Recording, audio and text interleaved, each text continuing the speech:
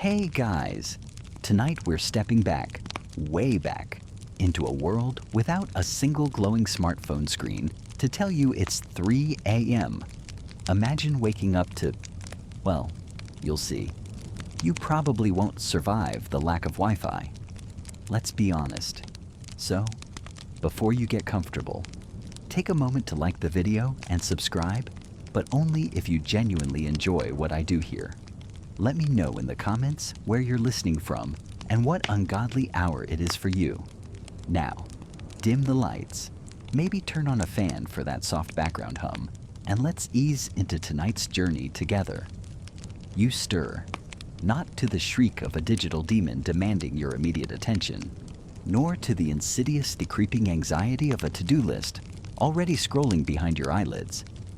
No, this awakening is different. It's a slow unfurling, like a fern in the damp morning air.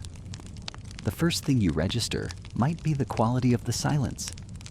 It's a profound quiet, a quiet so deep it feels like a physical presence, punctuated only by sounds that feel ancient and organic.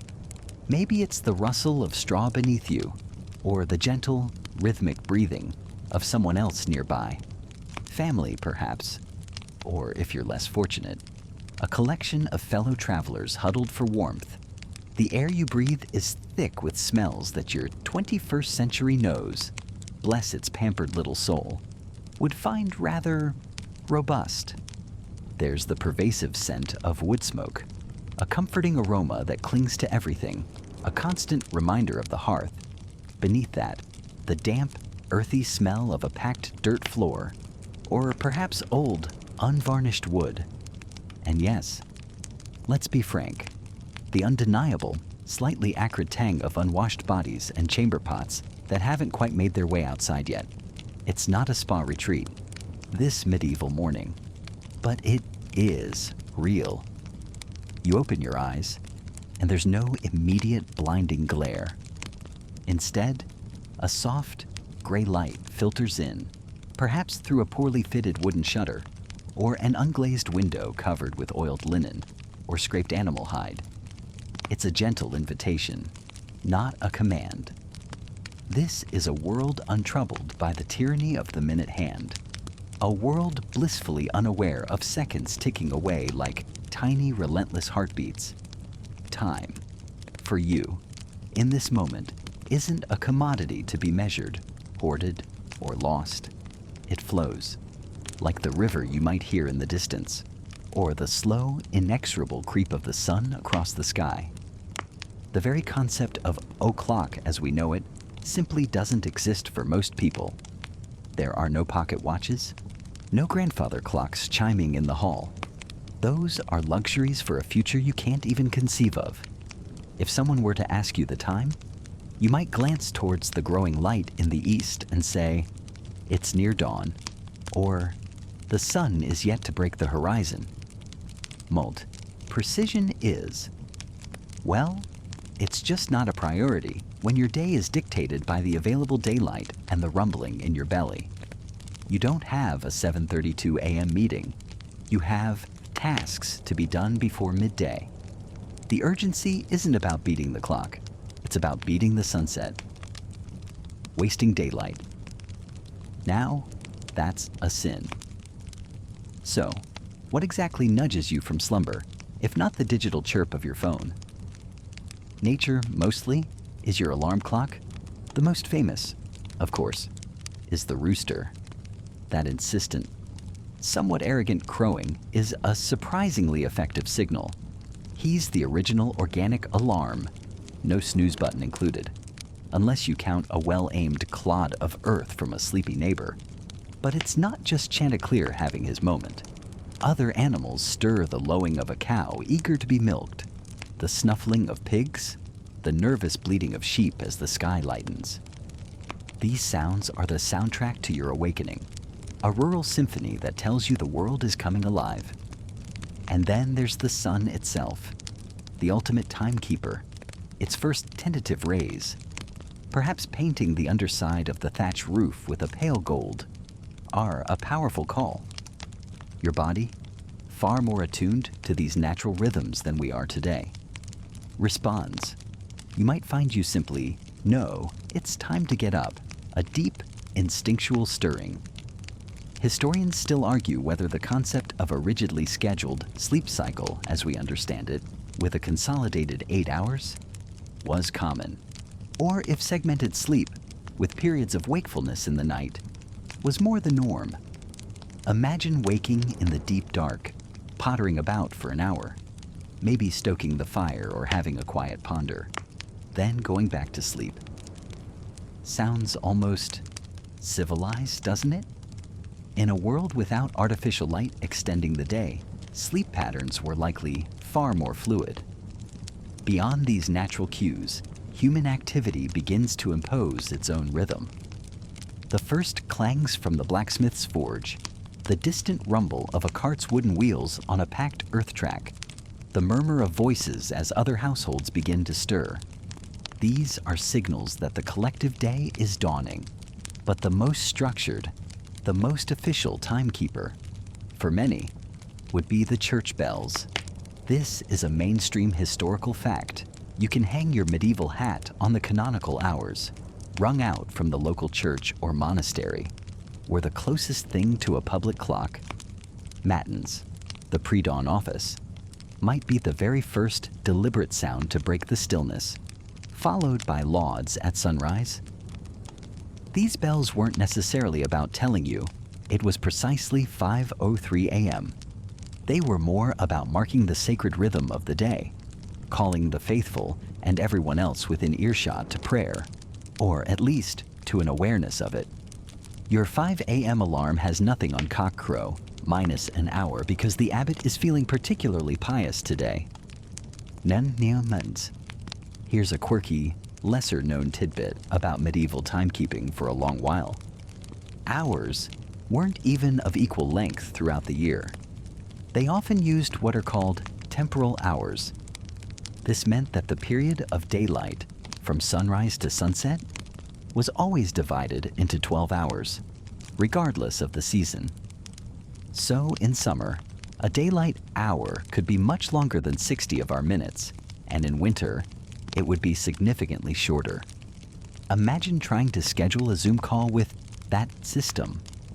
It highlights just how different their perception of time was: flexible, organic, tied to the observable world, not an abstract, unvarying unit. So, you're awake, the light is growing, the world outside is making its presence known. There's no precise minute to aim for, no digital clock face burning itself onto your retina. There's just the day unfolding, full of tasks that need doing before that same sun dips below the horizon again. The cues are all around you, a symphony of natural and human sounds, all pointing towards the inevitable start of work, of life.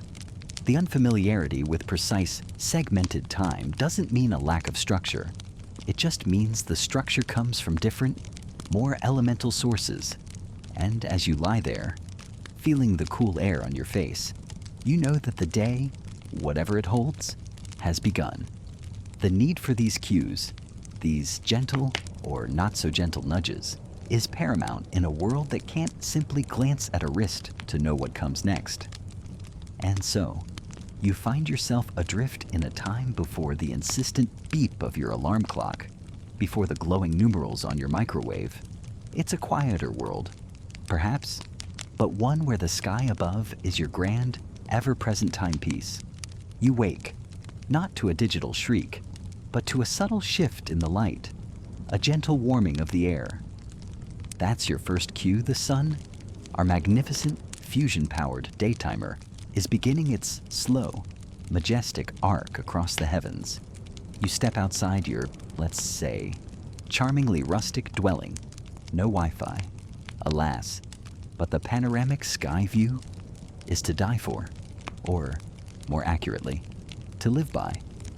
As the sun climbs, you notice your shadow, that faithful, dark companion, shrinking at its zenith, what we might call high noon.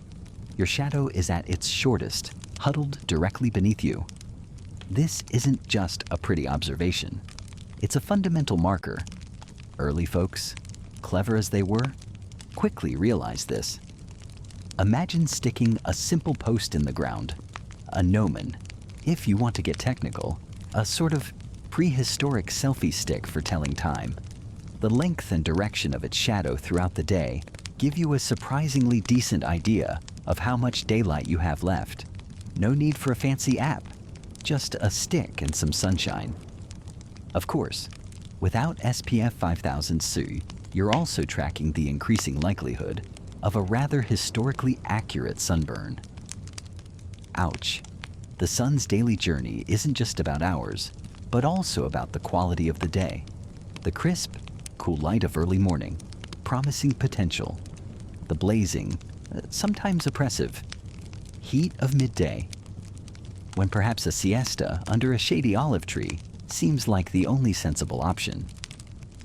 Then, the golden hour, beloved by ancient shepherds and modern Instagrammers alike.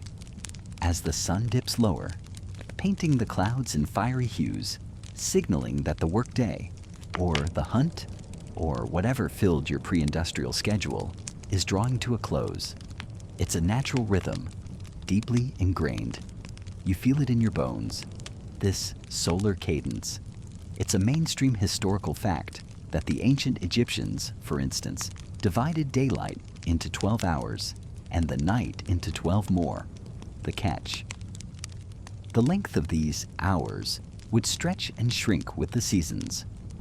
Summer hours were long and luxurious, winter hours short and rather stingy. Talk about a flexible work schedule. We'll touch more on specific devices derived from this solar observation later, but for now, it's all about that big, beautiful star. As dusk settles, a hush falls. The sun has played its part, and now, a different celestial luminary takes center stage: the moon. Its gentle, silvery light, when it's present, is a comfort in the inky blackness. You look up, and there it is. Perhaps a slender crescent, a delicate sliver hanging in the twilight, like a shy cosmic smile. Or maybe it's a brilliant, full orb, casting an ethereal glow over the landscape, making shadows dance and familiar paths seem alien. The moon's phases provided a larger, cyclical rhythm, a sort of monthly calendar written in the sky. From the darkness of the new moon, through its waxing stages, crescent, first quarter, gibbous, to the full moon's glory, and then waning back to nothingness. This cycle, roughly 29.5 days, was an incredibly important measure. It governed hunting, planning, and, well, how likely you were to trip over a rock in the dark. Imagine planning a nighttime journey, a full moon night excellent. You can see a new moon, better pack extra. Well, whatever passed for ancient flashlights, probably just a bigger stick to feel your way around with.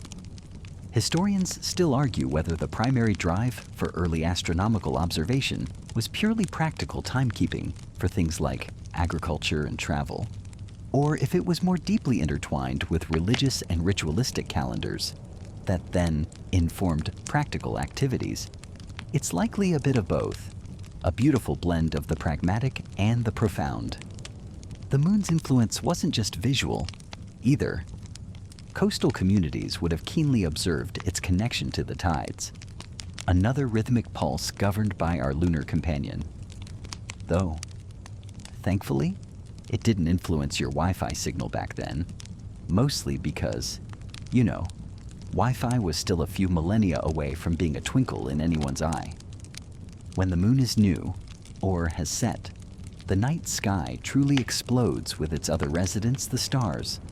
Thousands upon thousands of them, scattered like diamond dust on black velvet. Far from the light pollution that plagues our modern nights, you'd see the Milky Way arching overhead in all its glory, a shimmering river of stars. And within this celestial tapestry, patterns emerge. Constellations. These aren't just random dot-to-dots. They are seasonal markers. As the Earth journeys around the sun, different constellations become visible at different times of the year. Orion, the mighty hunter, dominates the winter sky in the northern hemisphere. Scorpius, with its telltale hook, crawls across the summer heavens. Seeing a familiar constellation rise in the east just after sunset would tell you, roughly, what season you were in or heading towards. Certain star groups are particularly helpful. The circumpolar stars, like those forming the Big Dipper or the Plough, depending on your celestial geography, never dip below the horizon in mid-northern latitudes. They just wheel around the North Star, Polaris, by watching their slow, counterclockwise rotation through the night. You can gauge how many hours of darkness remain. It's like a giant cosmic clock hand. A quirky, lesser-known tidbit is how keenly some cultures watched specific, less prominent star clusters. The Pleiades, or Seven Sisters, for example, their heliacal rising. The first day they're visible in the pre-dawn sky after a period of invisibility or their setting signaled critical times for agricultural activities, like planting or harvesting, for many ancient peoples across the globe, from the Greeks to the Maori. It's almost like having a tiny, sparkly alarm clock in the sky saying, "Hey, time to get those seeds in the ground before it's too late, buddy." Of course, trying to find your specific birth sign constellation by eye without an app and then claiming it dictates your personality, well, that's a whole other kettle of cosmic fish, isn't it? A charming, if slightly less scientific, use of these ancient patterns. So, the sun dictates your day, the moon, your month and your nighttime illumination, the stars, your seasons and the passage of the deeper night. It's a system, elegant in its simplicity, vast in its scale. No batteries required, just a clear sky and an observant eye.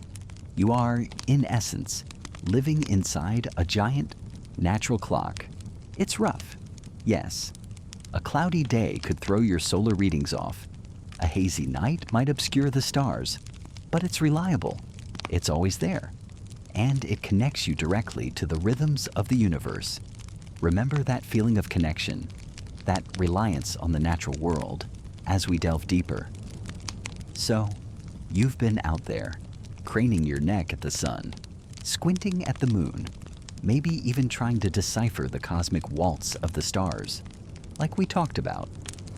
And while that's all very poetic, and occasionally useful if the sky is in a cooperative mood, what happens when the clouds roll in?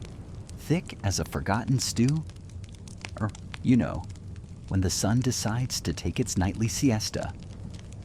Our ancestors, bless their resourceful hearts, weren't about to let a little thing like total darkness or a celestial no-show stop them from knowing roughly when it was time for, well, whatever it was they needed to do.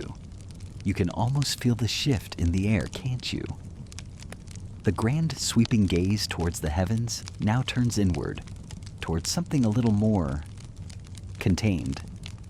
Imagine stepping into a slightly cooler, perhaps somewhat damp room. Your ears pick up a new sound, a gentle, rhythmic insistence. Plink, plink, plink. This, my friend, is the sound of time itself, or at least, humanity's next best attempt at bottling it. Welcome to the world of the clepsydra, the water clock. The name itself, from the Greek, means water thief, which is rather dramatic, isn't it? As if time is being pilfered, drop by precious drop. You see, the basic idea is wonderfully simple, almost deceptively so. At its heart, a clepsydra is just a container, maybe a stone urn or a clay pot, with a tiny hole near the bottom. You fill it with water, and out it drips. Time is measured either by how long it takes for the vessel to empty, or, more commonly, as things got a bit more sophisticated, by collecting the dripping water in a second vessel that has markings on the inside. As the water level rises in the receiving pot, it creeps up past these lines, each one signifying a unit of time. It's like watching a very, very slow coffee maker. But instead of a delicious caffeinated beverage, you're brewing minutes and hours. Now, these weren't just some quaint little tabletop novelties. The earliest known example, a rather elegant alabaster vessel, comes from the precinct of Amun-Re at Karnak in Egypt, dating all the way back to Pharaoh Amenhotep III around 1400 BCE. That's a mainstream historical fact for you. People have been trying to catch time in a bucket for over 3 millennia, and for good reason. Unlike that fickle sun, which, as we've established, has its off days and entirely neglects its duties at night, the water clock just keeps on dripping. Rain or shine, day or night. It offered a kind of consistency that was, frankly, revolutionary. You can picture it, can't you? A dimly lit chamber, maybe in a temple or a scholar's study. The only light flickers from an oil lamp, casting long, dancing shadows. And there, in the center, or perhaps tucked into a specially constructed niche, is the clepsydra. The air around it might feel a little cooler, a little more humid. The constant, soft drip becomes the background rhythm of the room, a meditative pulse. You'd see someone, perhaps a priest or an attendant, carefully noting the water level, perhaps to mark the watches of the night for temple rituals, or, in later Greek and Roman times, to time speeches in law courts. Imagine a lawyer passionately pleading his case, his time literally draining away before his eyes. Talk about pressure. Your Honor, my esteemed opponent's argument is as full of holes as, well, as this very convenient timekeeping device, if not properly maintained. Probably not, but you get the idea. But, as with all brilliant ancient inventions, there were quirks. The biggest headache was water pressure. Think about it when the top vessel is full. The weight of all that water pushes the drips out faster. As the water level drops, the pressure decreases, and the flow slows down. Drip, drip, Dr. I.P. This meant that the units of time marked on the receiving vessel wouldn't be uniform if the inflow wasn't constant. Your first hour might be significantly shorter than your last hour. You wouldn't want to set your ancient oven timer by one of these, unless you liked your bread either raw or archaeological. It made for some rather elastic hours, which, depending on your schedule, could be either a blessing or a curse. Naturally, clever minds got to work on this. The Egyptians, for instance, started using pots that were wider at the top and tapered towards the bottom. The idea was that the decreasing cross-sectional area would compensate somewhat for the falling pressure, aiming for a more constant outflow. Later, more complex systems involved an overflow mechanism. Water would be continuously supplied to the main dripping vessel, with any excess siphoning off.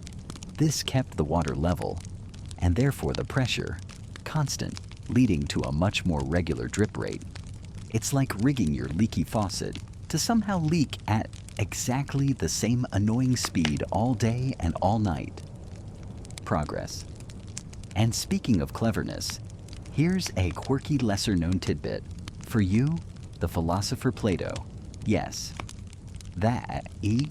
Plato is said to have invented a rather ingenious water-based alarm clock around the 4th century BCE.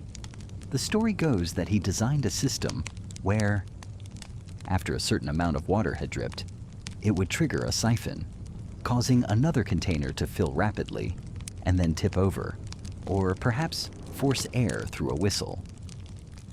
Imagine being woken up, not by a blaring iPhone, but by a sudden, slightly alarming gush of water or a shrill whistle. Probably more effective, honestly, for getting those sleepy philosophy students to their early morning lectures. Even with these improvements, water clocks weren't perfect. Temperature was a big factor. Water flows more slowly when it's cold and faster when it's warm due to changes in viscosity. And if you lived somewhere chilly, well, a frozen clepsydra is about as useful as a chocolate teapot. Evaporation could also skew readings over longer periods, especially in drier climates. And then there was the ever-present risk of the tiny outflow hole getting clogged with sediment or impurities in the water. You'd have to keep your water fairly clean and your clepsydra well maintained, which probably created a whole new job category, chief water clock polisher and unclogger. Despite these challenges, the clepsydra represented a huge leap. It was a mechanical way of measuring time, independent of the heavens, at least for short durations. It allowed for the division of night and day into more regular, if still somewhat wobbly, intervals.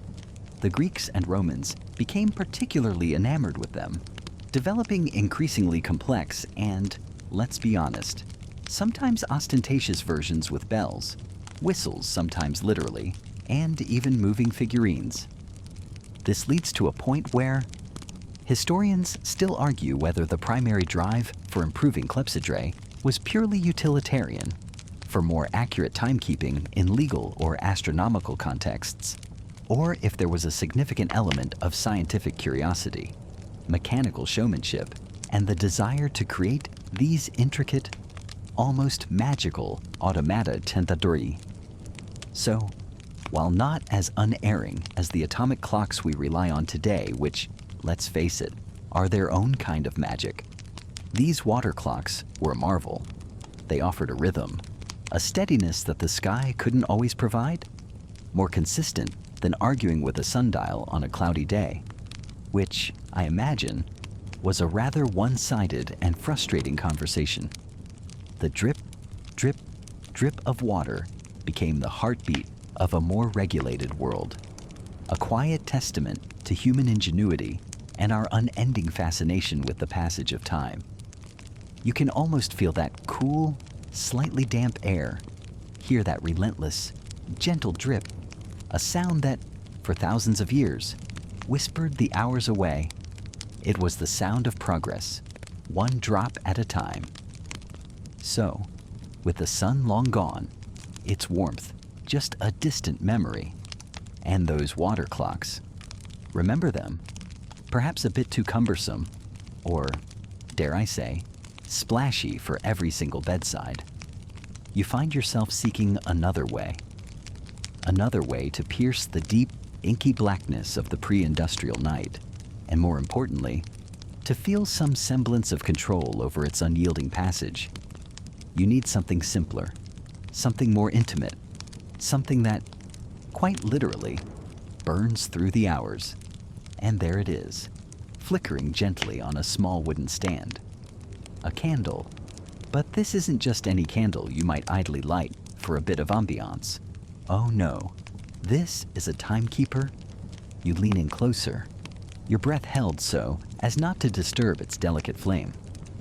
You notice, etched into its waxy side, a series of evenly spaced lines, or perhaps glinting in the soft glow.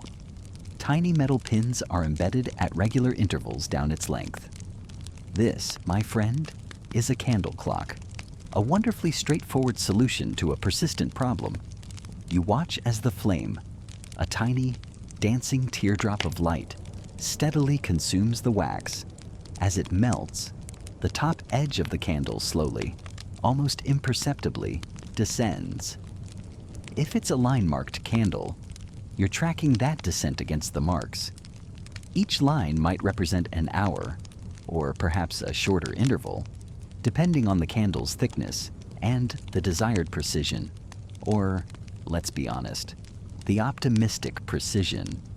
You'd light it, say, as you settle down for the night, and a glance at how many segments had vanished would give you a rough idea of how long you'd been lost in dreams, or perhaps how long until the pre-dawn chill began to bite. Now, if your candle is of the pin variety, there's an added layer of ingenuity, and perhaps a touch more drama. Imagine small, slender pins, like the kind you might use for sewing, pushed horizontally into the wax at specific points. As the candle burns down, the wax surrounding a pin liquefies, its support structure melting away, and then, with a soft tink, or a more pronounced clang, if it's designed to fall into a metal dish placed strategically below, the pin drops, an audible marker of time's passage, a primitive alarm, almost. You can just picture someone needing to wake for an early watch, or to tend a slow-cooking hearth, relying on that little metallic sound to rouse them from their slumber. No snooze button on that. I'm afraid, one drop, and you're up, or you miss your cue. Probably less jarring than your phone's marimba ringtone at 6 a.m., though. These ingenious devices were particularly cherished during the night, as you can imagine. Sundials, bless their stony hearts, were decidedly unhelpful once dusk settled. Water clocks, while more versatile, could be complex, prone to freezing in colder climes, or just not readily available to everyone.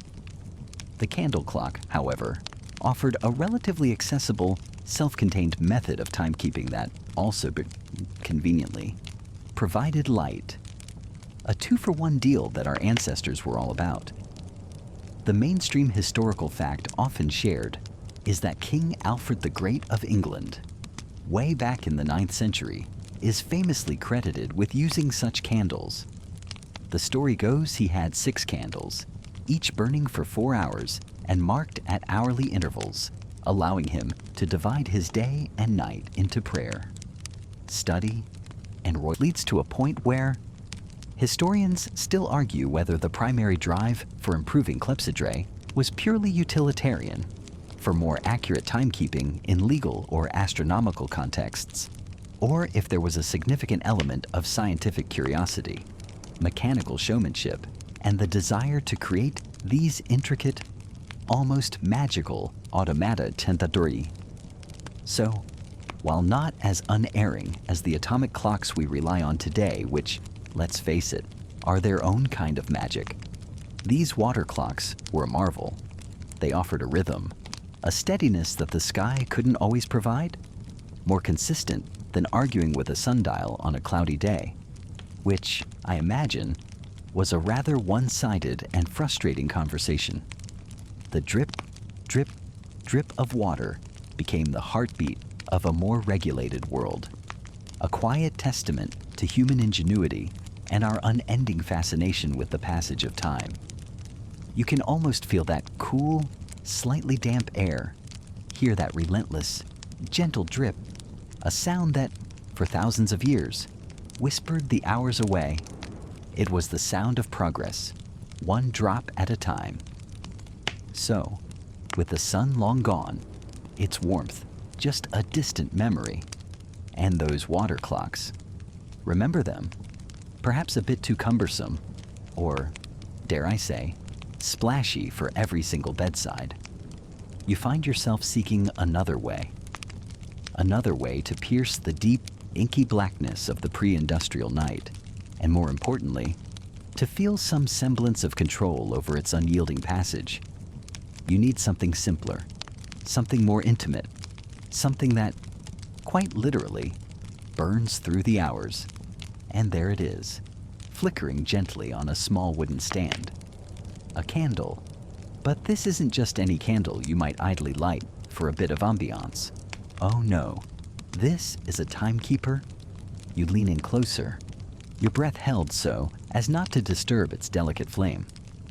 You notice, etched into its waxy side, a series of evenly spaced lines, or perhaps glinting in the soft glow.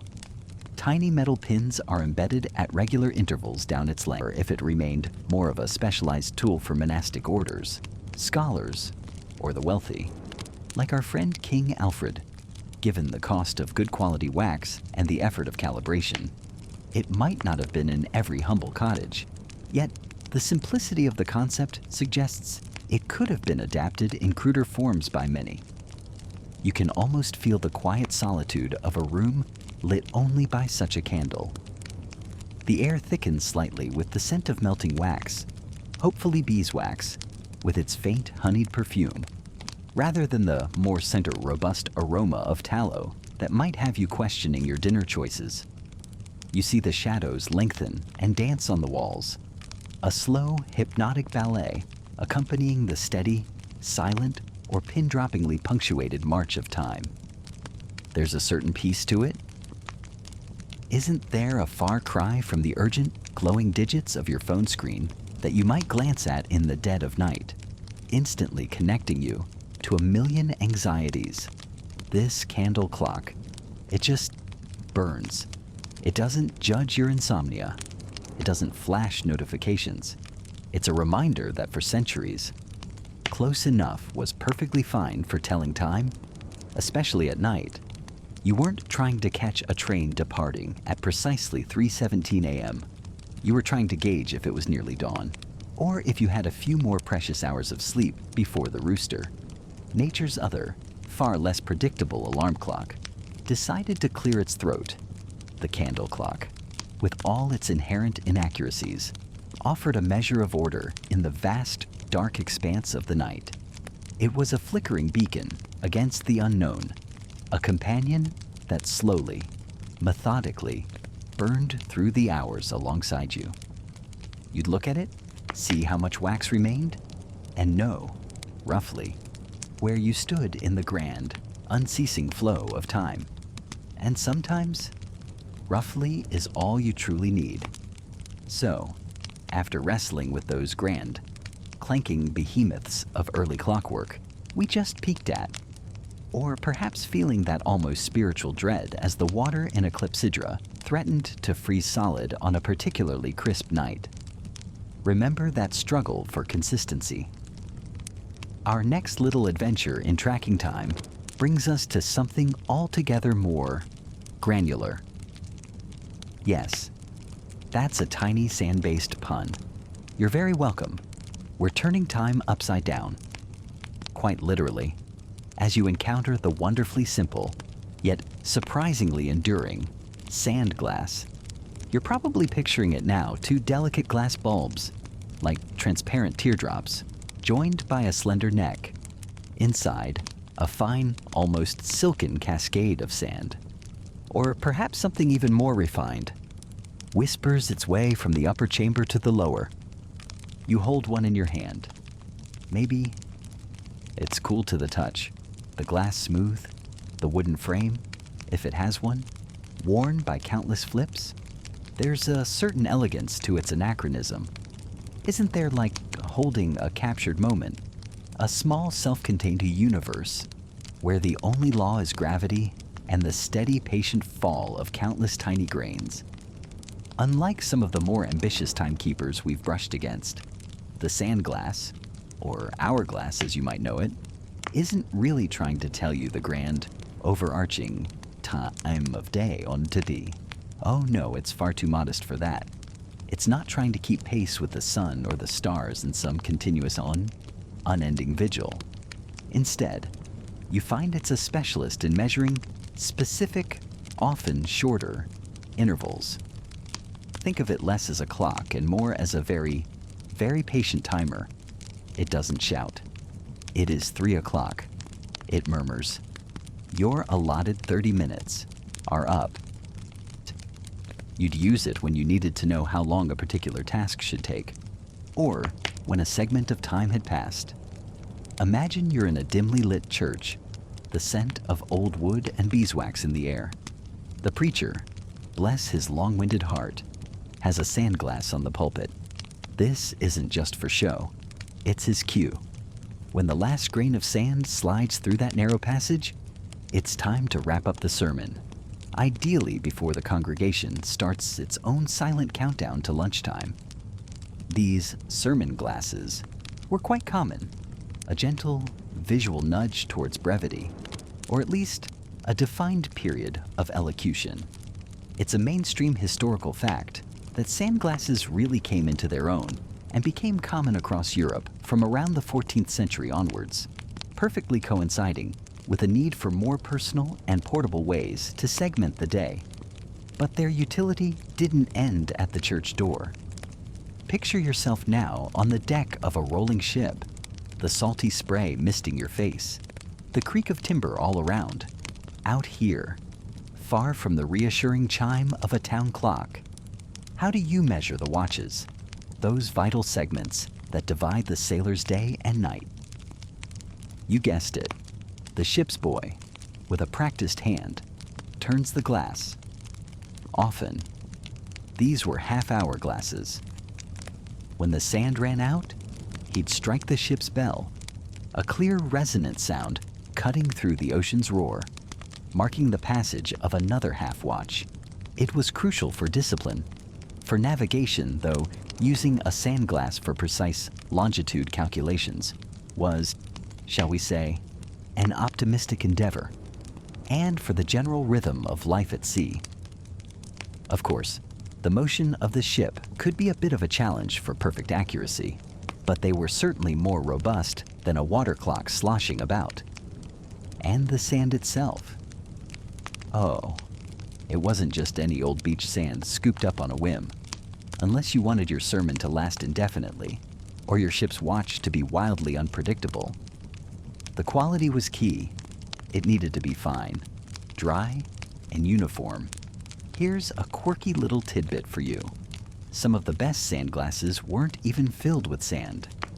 To get a really smooth, consistent flow, craftsmen sometimes used powdered marble, tin or lead oxides, or even finely ground eggshell. Imagine the patience, grinding eggshells to the perfect consistency, all for the sake of a few more reliable minutes. It makes your fancy digital kitchen timer seem a bit effortless, doesn't it? You'd find these timers in all sorts of nooks and crannies of daily life. In a bustling kitchen, a smaller glass might time the boiling of an egg or the baking of bread. No beeping, just a silent visual cue.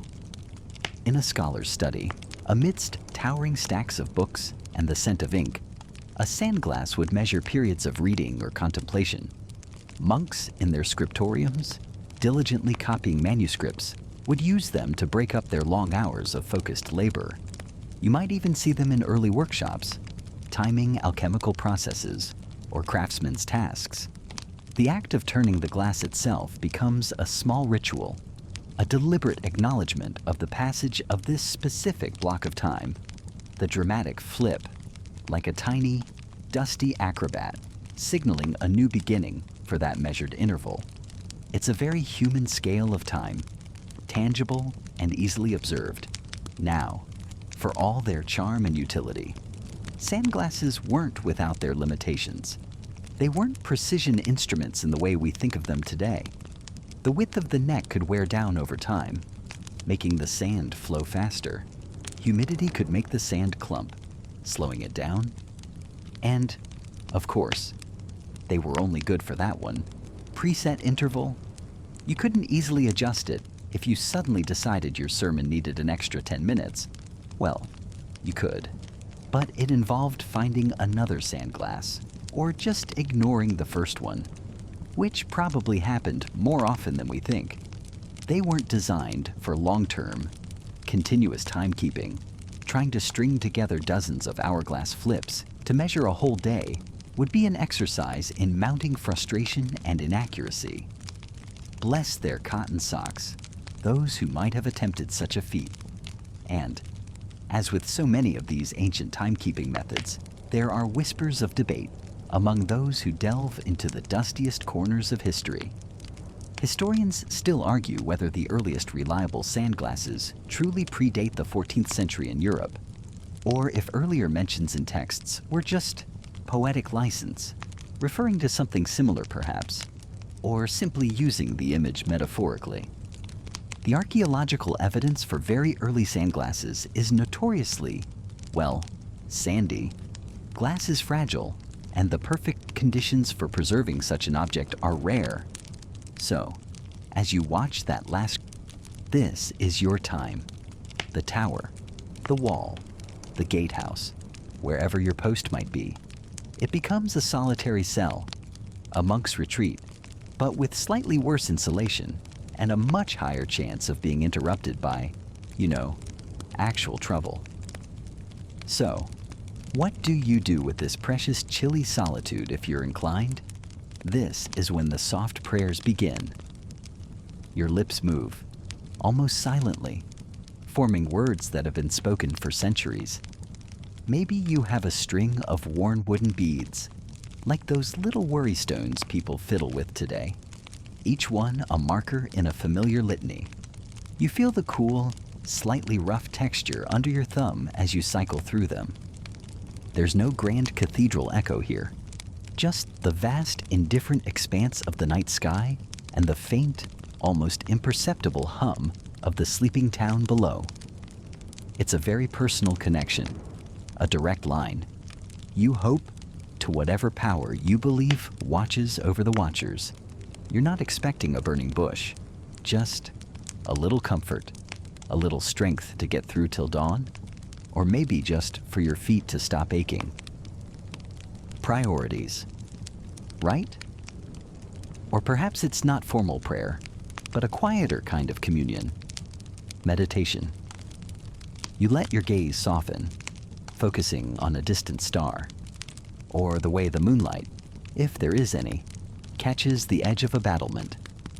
You try to quiet the inner chatter, the endless loop of worries and what-ifs. It's a bit like trying to get your brain to defragment after a long day of processing, well, medieval stimuli. You breathe in the cold, damp air, feeling it fill your lungs, and breathe out the day's frustrations. The sounds of the night, once a source of alarm, become a kind of white noise. The hoot of an owl, the rustle of unseen creatures in the undergrowth, the distant bark of a dog. It's surprisingly peaceful when you're not convinced every noise is a goblin coming to steal your socks. Historians still argue whether such practices were widespread or more the domain of the particularly devout. But the human need for stillness, for a moment to simply be all-e, is timeless. Then there's good old-fashioned, quiet contemplation. Thinking. Just thinking. You replay the day's events, the faces you saw, the words exchanged, that argument with the baker over the price of, well, anything. The brief, unexpected kindness from a stranger. You ponder the bigger questions too, if you're feeling particularly philosophical, or if the sheer immensity of the starlit sky has that effect on you. Why are we here? What's it all for? Is that cheese vendor really giving you the oldest wheels? Life's great mysteries, pondered under the cloak of night. It's like your own private podcast, only the host is you, and the topics are deeply personal, occasionally existential, and often involve figuring out how to get a warmer cloak, if you're practical. And let's face it, survival in these times demands a certain practicality. This is when you might pull out a needle and thread. Mending. That tear in your tunic from where you snagged it on. Oh, let's say a suspiciously sharp door. Hey guys, tonight we're stepping back, way back, into a world lit only by fire and stars. A time when sleep wasn't one long block. You'll experience the medieval night. Frankly, you probably won't survive its quiet with your phone buzzing. So, before you get comfortable, take a moment to like the video and subscribe, but only if you genuinely enjoy what I do here. Comment your location and time. Now, dim the lights, maybe turn on a fan for that soft background hum, and let's ease into tonight's journey together. The sun, that glorious demanding taskmaster, is finally dipping below the tree line. You stand at the edge of a small clearing, your feet sinking just a little into the cool, damp earth of a medieval farm. The air thickens now, carrying the scent of wood smoke from the cottage chimney, a comforting, slightly acrid perfume that clings to everything. It mingles with the richer, earthier smells of turned soil, manure from the nearby byre, and the faint, sweet aroma of late wildflowers in the encroaching shadows of the forest. Watch as the sky bleeds from fiery orange and passionate pink to a softer and bruised purple. There's a profound stillness beginning to settle, broken only by the lowing of a cow being led to its shed, the rustle of unseen creatures in the undergrowth, and perhaps the distant, mournful hoot of an early owl. Your own day, if you were living here, would have been long, filled with relentless physical labor from sunrise. Now, that familiar ache in your muscles, that deep-seated weariness, is a signal, not for a comfy couch and streaming services, but for something quite different. The last tasks are being seen to a wooden shutter, sturdy and simple, is barred across a small window. Tools, precious and hard-won, are wiped down and stored. There's no flicking of a switch to flood the yard with light, no street lamps to pierce the growing gloom. The darkness that approaches isn't just an absence of light, it's a presence, a heavy blanket slowly unfurling over the land. You can almost feel its weight, its texture. It's a darkness that our modern world has almost entirely banished. And perhaps, just perhaps, we've lost something in doing so. The chickens have long since roosted, their soft clucking now silenced. The dog, a scruffy, hard-working creature, lies by the door, thumping its tail once, twice, before settling with a sigh. This is the unwinding, medieval style. As the last sliver of sun vanishes, true night begins its reign. And with it comes a very different approach to sleep than you're probably used to.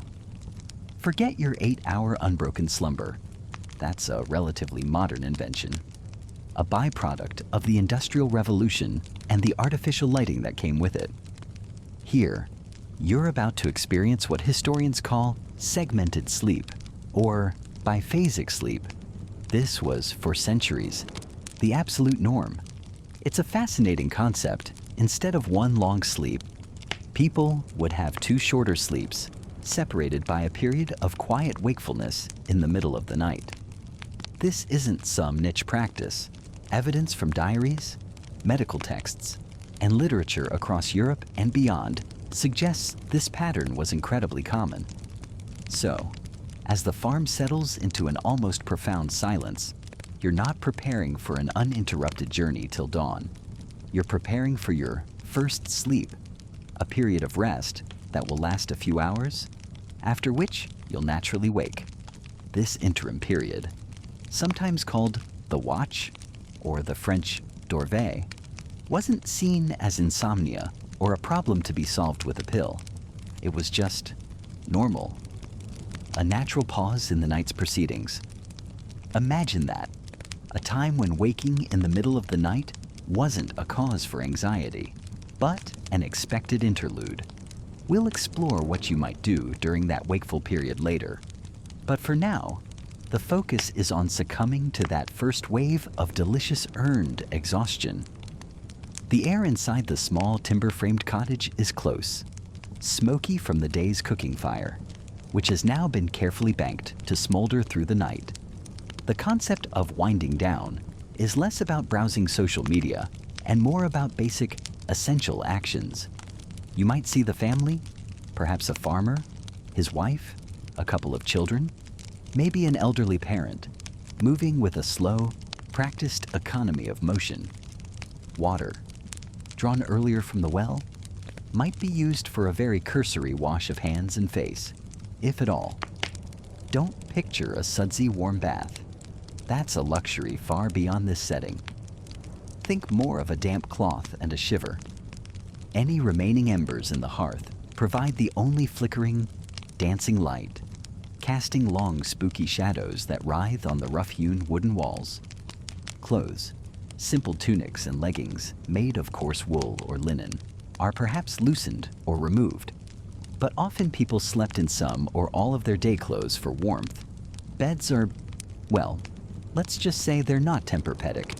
You might find yourself on a straw-filled pallet on the floor, or if you're slightly more fortunate, a simple wooden bed frame with a straw mattress, perhaps shared with several other family members for warmth.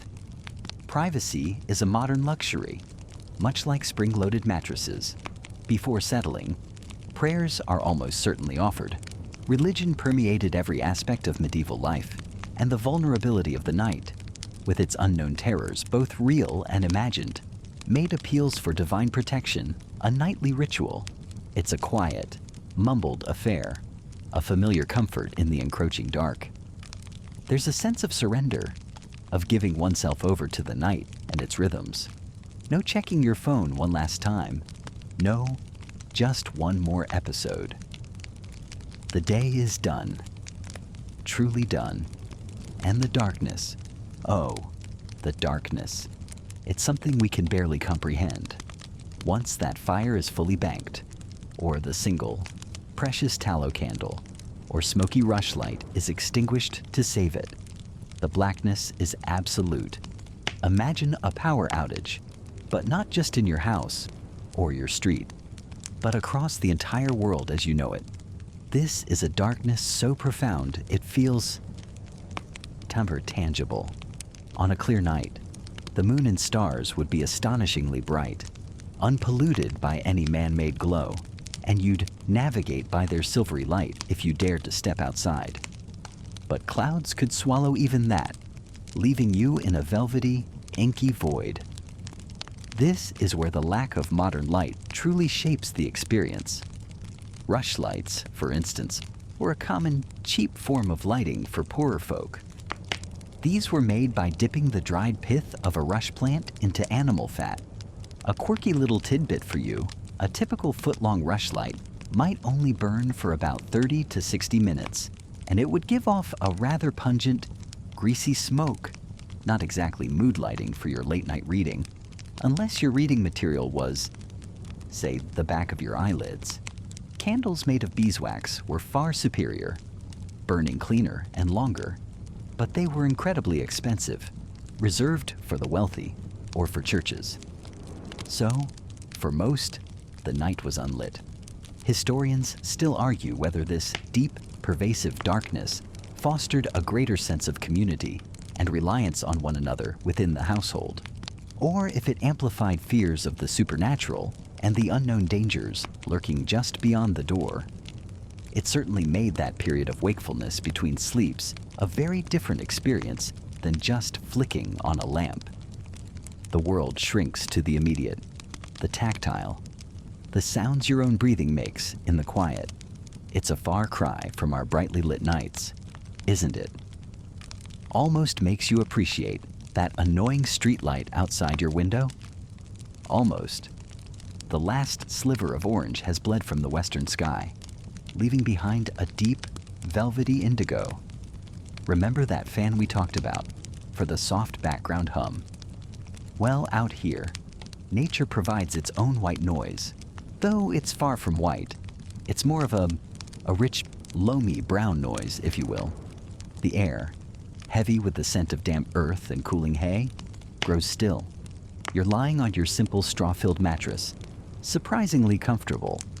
Or maybe you're just that tired from a day of, well, existing before Netflix.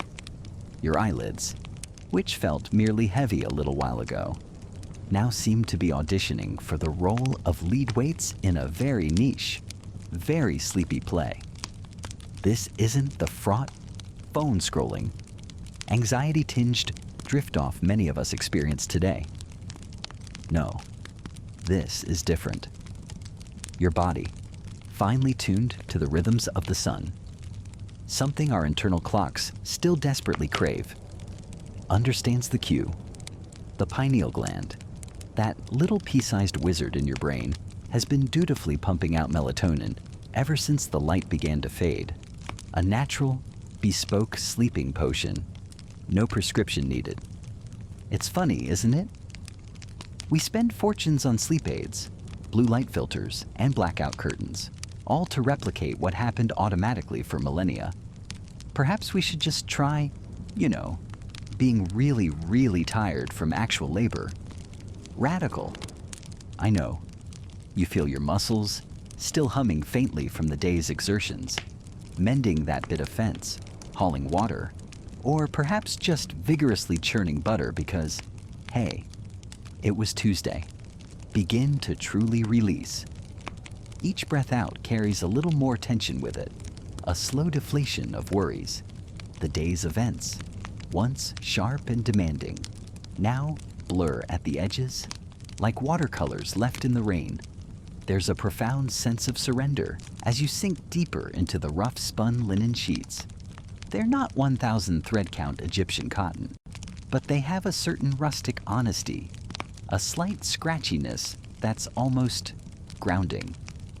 Outside, the farm is performing its nightly symphony of subsidence. The clucking of the hens as they jostled for the best roosting spots has long since faded.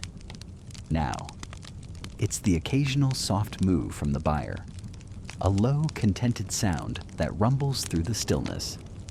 A pig might grunt in its sleep, a surprisingly human noise that could make you chuckle.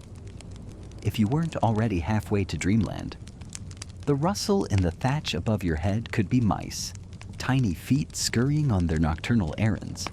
Or it could just be the house itself, sighing as it settles. You tell yourself it's the house, definitely the house.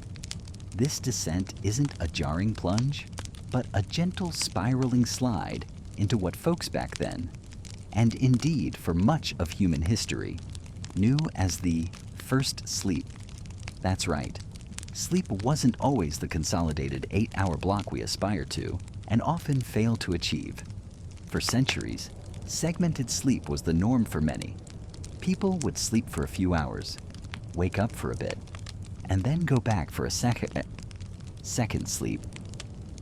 This wasn't seen as insomnia. It was just how sleep worked. It's a mainstream historical fact, well documented by folks like Roger E. Kirch, who pored over old diaries and letters. So, if you ever find yourself wide awake at 3 a.m., don't panic. You might just be tapping into your ancestral sleep patterns, or you drank too much coffee. One of the two. The darkness in the room is profound, an inky blackness that modern eyes, accustomed to the pervasive glow of streetlights and standby LEDs, rarely encounter. It's so complete that, if you were to open your eyes, you'd see little difference from when they were closed. This absolute dark is crucial, allowing your brain to fully switch off, to enter that initial, deeply restorative phase. You can feel the coolness of the night air seeping in, perhaps through a poorly sealed window frame or under the door. It carries the faintest scent of wood smoke from a distant, dying hearth, or maybe the wild mint growing by the stream. A quirky little tidbit for you. Many people in earlier times were quite wary of the night air, believing it could carry miasmas or ill humors. So, windows would often be shuttered tight, making rooms quite stuffy, especially in summer. You, however, might have left a tiny crack open, for which your 21st century lungs are probably grateful, even if your 18th century self might be a bit nervous about phantom vapors. The sounds continue, but they're no longer distinct. They merge, becoming part of the texture of the encroaching sleep. The distant hoot of an owl, a mournful, searching call, isn't a disturbance, it's a lullaby. The creak of a floorboard in another part of the small cottage isn't alarming, it's just the house breathing. Your own heartbeat slows, a steady, muffled drum against the quiet. You might feel a slight twitch in your leg, a hypnic jerk, as your conscious mind finally relinquishes control to the more ancient, primal parts of your brain that govern rest. This first sleep is often the deepest. It's where the body does its most significant repair work, where memories are consolidated, and where the true unwinding happens. There's a delicious sense of oblivion to it, a complete detachment from the waking world. Historians still argue whether the quiet period of wakefulness that often follow this first sleep, that dorval, or watching time, was primarily for quiet contemplation and prayer, or if, for many, it also offered a unique window for intimacy. creative thought, or even some light chores by moonlight or embers. A little nocturnal multitasking, if you will. But that's for later. Right now, there's only the profound, irresistible pull downwards. Your thoughts, if any still flicker, are like a candle flame guttering in a breeze, about to extinguish. There's no resistance left in you. The world outside, the farm, the rustling thatch, the distant owl, all of it is fading, receding as if you're slowly sinking into warm, dark water. The boundary between your body and the bed, between your breath and the night air, dissolves. You are simply, falling into that rich, dark, utterly necessary first sleep. The kind of sleep that knits up the raveled sleeve of care, as someone rather famous once put it. And oh, how your particular sleeve needs knitting tonight. Your entire being yields, welcoming the deep, untroubled slumber that blankets the land and everyone upon it. And so, after what feels like a perfectly natural span of slumber, your eyes gently, almost imperceptibly, drift open. There's no jolt, no sudden intrusion of sound or light yanking you from the depths. It's more like a soft unfurling, a petal opening in the pre-dawn quiet. You're simply awake. You lie there for a moment, suspended in the velvety darkness, letting your senses slowly re-engage with the world. The first thing you notice, or perhaps don't notice, is the silence. It's profound. Isn't it? A silence so deep it feels almost like a substance. A soft, heavy blanket wrapped around your home, around your street, perhaps even around the entire sleeping world. It's nothing like the quiet of a daytime library, which is really just a collection of tiny, suppressed noises. A turned page, a soft cough, the click of a pen. No, this is different. This is the quiet hour, the true stillness that settles when human activity has largely ceased. You can hear the subtle hum of your own body, the gentle rhythm of your breath, the soft thrum of your heart. Maybe a floorboard creaks somewhere in the house, settling in the cool night air. A sound that would be utterly lost in the daytime cacophony. It's the kind of quiet that lets your thoughts stretch out, unhurried, unpushed. You realize just how rare this sensation is in our modern lives, always buzzing with the thrum of refrigerators, the distant drone of traffic, the constant, insidious whisper of notifications waiting just beyond our eyelids. And in this darkness, cocooned by the silence, you find yourself remarkably alert. Not in that frantic, cortisol-spiked way you might feel if an unexpected noise had startled you. This is a calm, lucid alertness. Your mind feels clean, uncluttered, like a desk that's been magically cleared overnight, ready for new thoughts, or perhaps just ready to be still. Ideas might begin to surface, unbidden, connections forming with an easy grace that daytime pressures often stifle. It's a state that many throughout history cherished, this interlude between sleeps. Before the pervasive glow of artificial light and the tyranny of the 9 to 5, or should I say, the always-on segmented sleep was quite common. People would wake after their first sleep, engage in quiet activities for an hour or two, and then return to bed for their second sleep. This wasn't seen as insomnia. It was just the rhythm of the night. You feel it now, this sense of having stolen time. Dawn is still a while away. The digital clock on your nightstand, if you dare to peek, might show an hour that feels almost illicit to be awake during 2 a.m., 3 a.m. These are the hours of deep sleep, or so our modern sleep gurus tell us. Yet here you are, perfectly awake, surprisingly refreshed, and with a delicious, almost secretive feeling of having time that belongs entirely to you. There are no demands, no emails pinging for your attention, No social media feeds scrolling endlessly with updates you didn't ask for. The world is asleep, and you, in your quiet bubble, are the sole conscious inhabitant of your immediate universe. It's like discovering a hidden room in your own house, a tranquil space you never knew existed. Our ancestors, well, some of them anyway, would use this time for all sorts of things.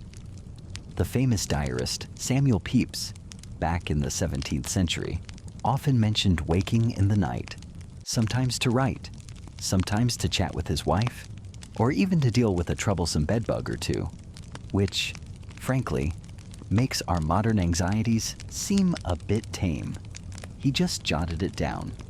Another part of the day, or night as it were. Now, contrast this gentle, natural reemergence into consciousness with the typical modern awakening. Imagine, if you will, the alternative, which, for most of us, is the daily reality. That piercing, brutal shriek of the alarm clock, that sound, so carefully engineered to be as offensive as possible to the human nervous system. It's less of an awakening and more of an assault, isn't it? You're ripped from sleep, your heart instantly pounding, your mind still thick with grogginess, forced into an immediate state of high alert. One moment you're dreaming of flying, or finally organizing your sock drawer, and the next, beep, you're wrestling with the existential dread of Monday morning, or Tuesday, or, let's be honest, any morning that starts with that unholy noise. The snooze button becomes a little 5-minute torture device, a brief reprieve before the inevitable sonic bludgeoning resumes. It's like someone repeatedly splashing cold water on your face while yelling, "Productivity awaits, you slacker." The difference is palpable, isn't it? This quiet hour awakening feels like a gift. The forced alarm feels like a punishment for daring to rest. In this natural state, your body and mind have come to wakefulness on their own terms, in their own time. There's no groggy fog to fight through, no desperate fumbling for the caffeine drip, just a clear, calm awareness. It makes you wonder what we've lost in our relentless pursuit of consolidated 8-hour, no interruption sleep, a model that might not even be our most natural state. Historians still argue whether the widespread adoption of artificial lighting was the sole executioner of this segmented sleep pattern, or if the demands of a more regimented industrial workday played an equally, if not more significant role in consolidating our slumber into one long, hopefully uninterrupted block. Perhaps our ancestors, with their first sleep and second sleep, knew something we've forgotten, or have been forced to forget by the relentless tick-tock of modern scheduling. They might look at our sleep tracking apps and our desperate attempts to optimize our rest with a kind of bemused pity. "You need an app for that," they might chuckle, before rolling over to enjoy another hour of quiet contemplation. Or, some quality time with their spouse before the rooster even thought about clearing its throat. The luxury. Hey, this quiet hour is a little reminder of that older, perhaps gentler, rhythm. A space where thoughts can breathe and the soul can simply be. And so the deep cloak of night, that velvet quiet we talked about, truly settles around you. It's not a time for grand pronouncements, or, heaven forbid, anything too strenuous. No, this is the hour of small, necessary things. The night watch isn't just about staring into the inky blackness, hoping nothing with too many teeth stares back. It's also about chores. Thrilling. I know, but there's a certain peace to be found in these quiet, methodical tasks, performed by the soft, flickering glow of the firelight, or perhaps the even softer kiss of the moon, if she's feeling generous. Your first and arguably most constant companion in this endeavor, is the fire. Remember that chill we felt creeping in earlier, just as the last of the sun's warmth bled from the sky? The fire is your steadfast guardian against that. You drift towards it, feeling the gentle bloom of warmth on your face. The embers pulse with a life of their own, a deep, contented orange sighing beneath the logs. You reach for another piece of seasoned wood, not too large.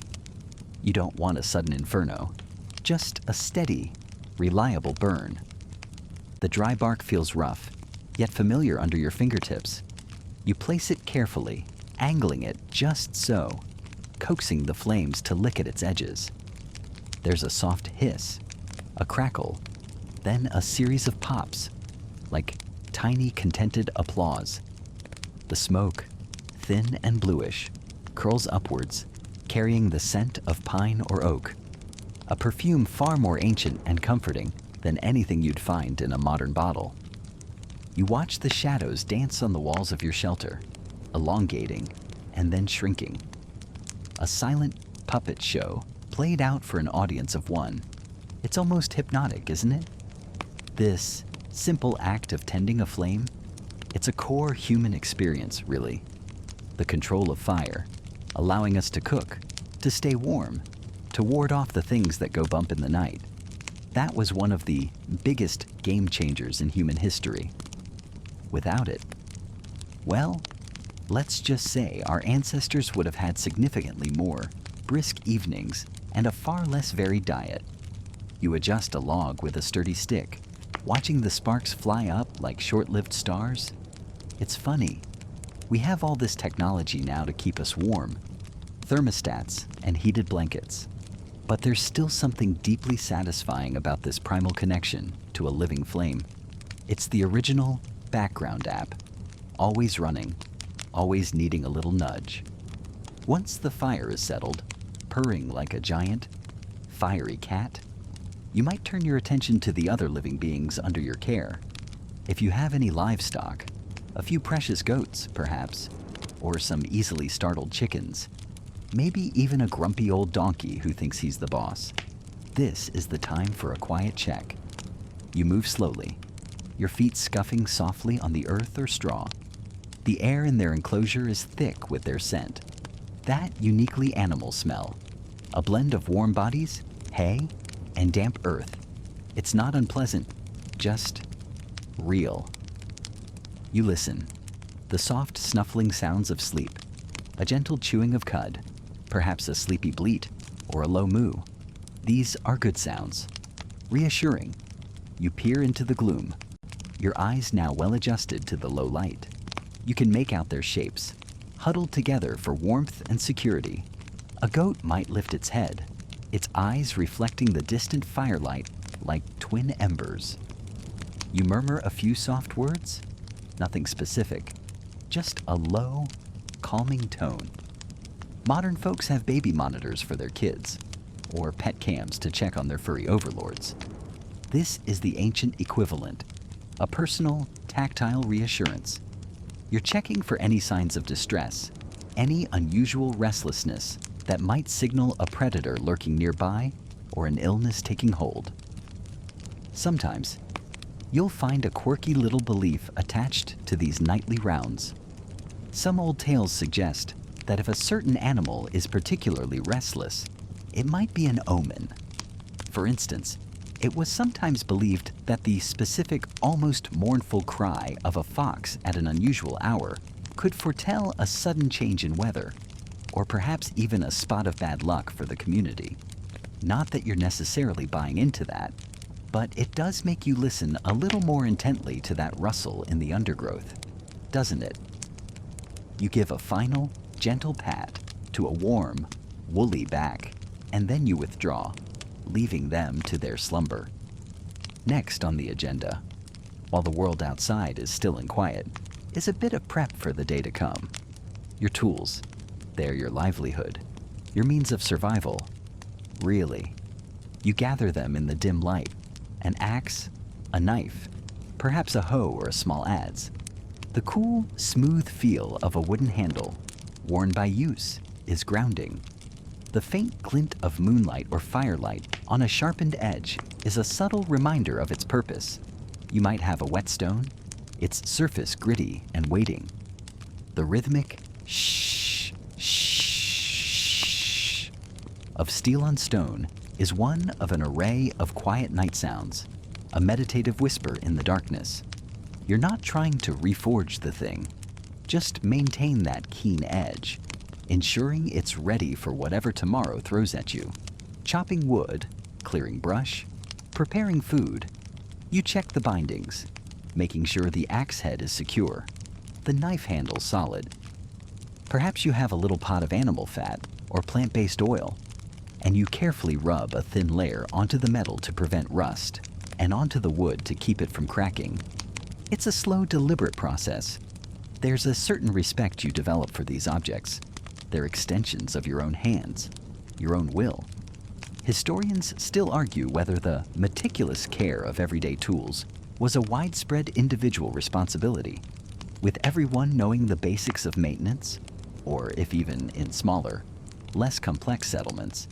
There were individuals who naturally took on the role of the go-to person for more specialized repairs and sharpening. Either way, right now, it's just you and your tools, in the quiet companionship of the night. It's not unlike plugging in your phone before bed, or setting out your coffee stuff for the morning. A little bit of effort now saves a lot of fumbling and frustration later. You wouldn't want to face a charging boar, or even just a stubborn tree root, with a dull axe. That's the kind of mistake you generally only make once. And finally, if there's still a stretch of your watch left, and the fire is behaving, and the animals are quiet, you might turn your hand to small repairs. These are the little fixes that keep life from unraveling, quite literally sometimes. Maybe there's a tear in your tunic, snagged on a branch earlier in the day. By the flickering light, you thread a bone or a bronze needle, if you're lucky enough to have one, with coarse linen or woolen thread. The repetitive motion of stitching is surprisingly calming. Or perhaps a leather strap on a sandal has come loose. You'd work some softened beeswax into the new thong to make it supple and water-resistant before carefully rethreading it. You might find yourself whittling a new peg for a wobbly stool, or rebinding a loose handle on a basket with strips of willow bark or sinew. These aren't heroic tasks. No one's going to sing sagas about the night you perfectly darned your sock, but they are essential. Every small repair is an act of conservation, of making things last in a world where resources are precious and replacements aren't just a click away. It's the ultimate anti-throwaway culture. Imagine trying to explain fast fashion to someone meticulously patching a garment they expect to last for years. They'd probably think you were a bit soft in the head. These quiet moments of mending, of making whole again, are a gentle counterpoint to the wildness that might be prowling just beyond your small circle of light.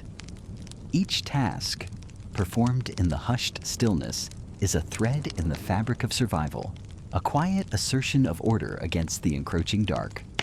And who knows, maybe that perfectly whittled tent peg will be the difference between a dry night's sleep and a very damp, very grumpy awakening.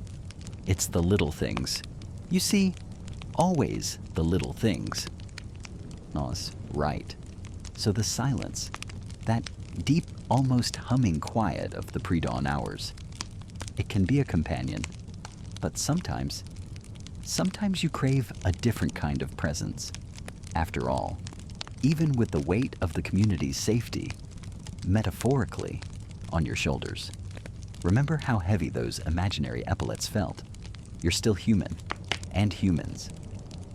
Well, we're social creatures, even when we're supposed to be diligently scanning the shadows for, well, more shadows, usually. So, the watch period?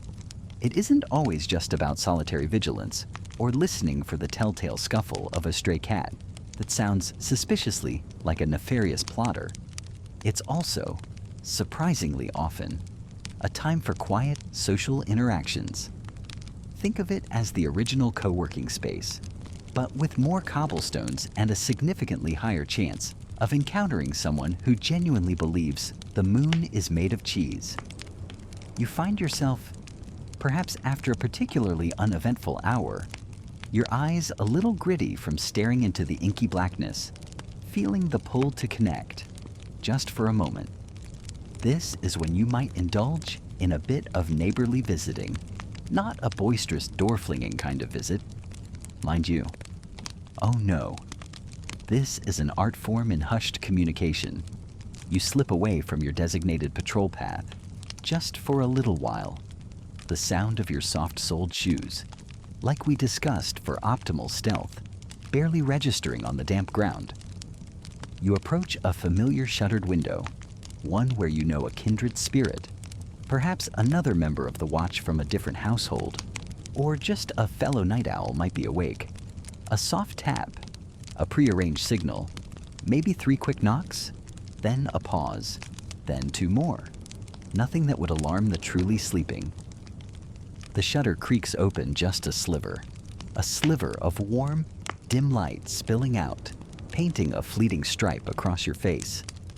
Inside, you see a familiar face, eyes crinkling in a sleepy smile.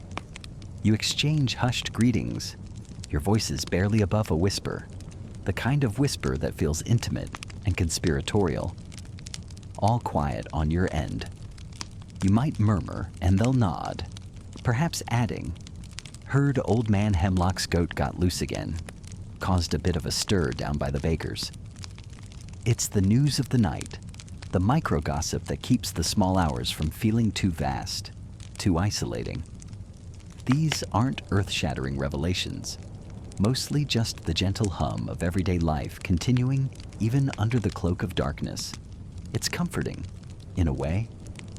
You lean against the cold stone wall, the faint scent of wood smoke, or perhaps stored apples drifting from within. And for a few precious minutes, you're not just a watchman, you're part of this slumbering, breathing community, connected by these stolen moments of quiet conversation. Sharing these snippets makes the long hours a little shorter, the darkness a little less dark. And then there's the story sharing. If you're lucky, or perhaps a little daring, you might find a small group, maybe 2 or 3 others, huddled in a slightly more sheltered spot, an alcove, a recessed doorway, or even, if the weather is truly foul, a quickly commandeered and just as quickly vacated shed. The light source here is crucial and almost always pathetic.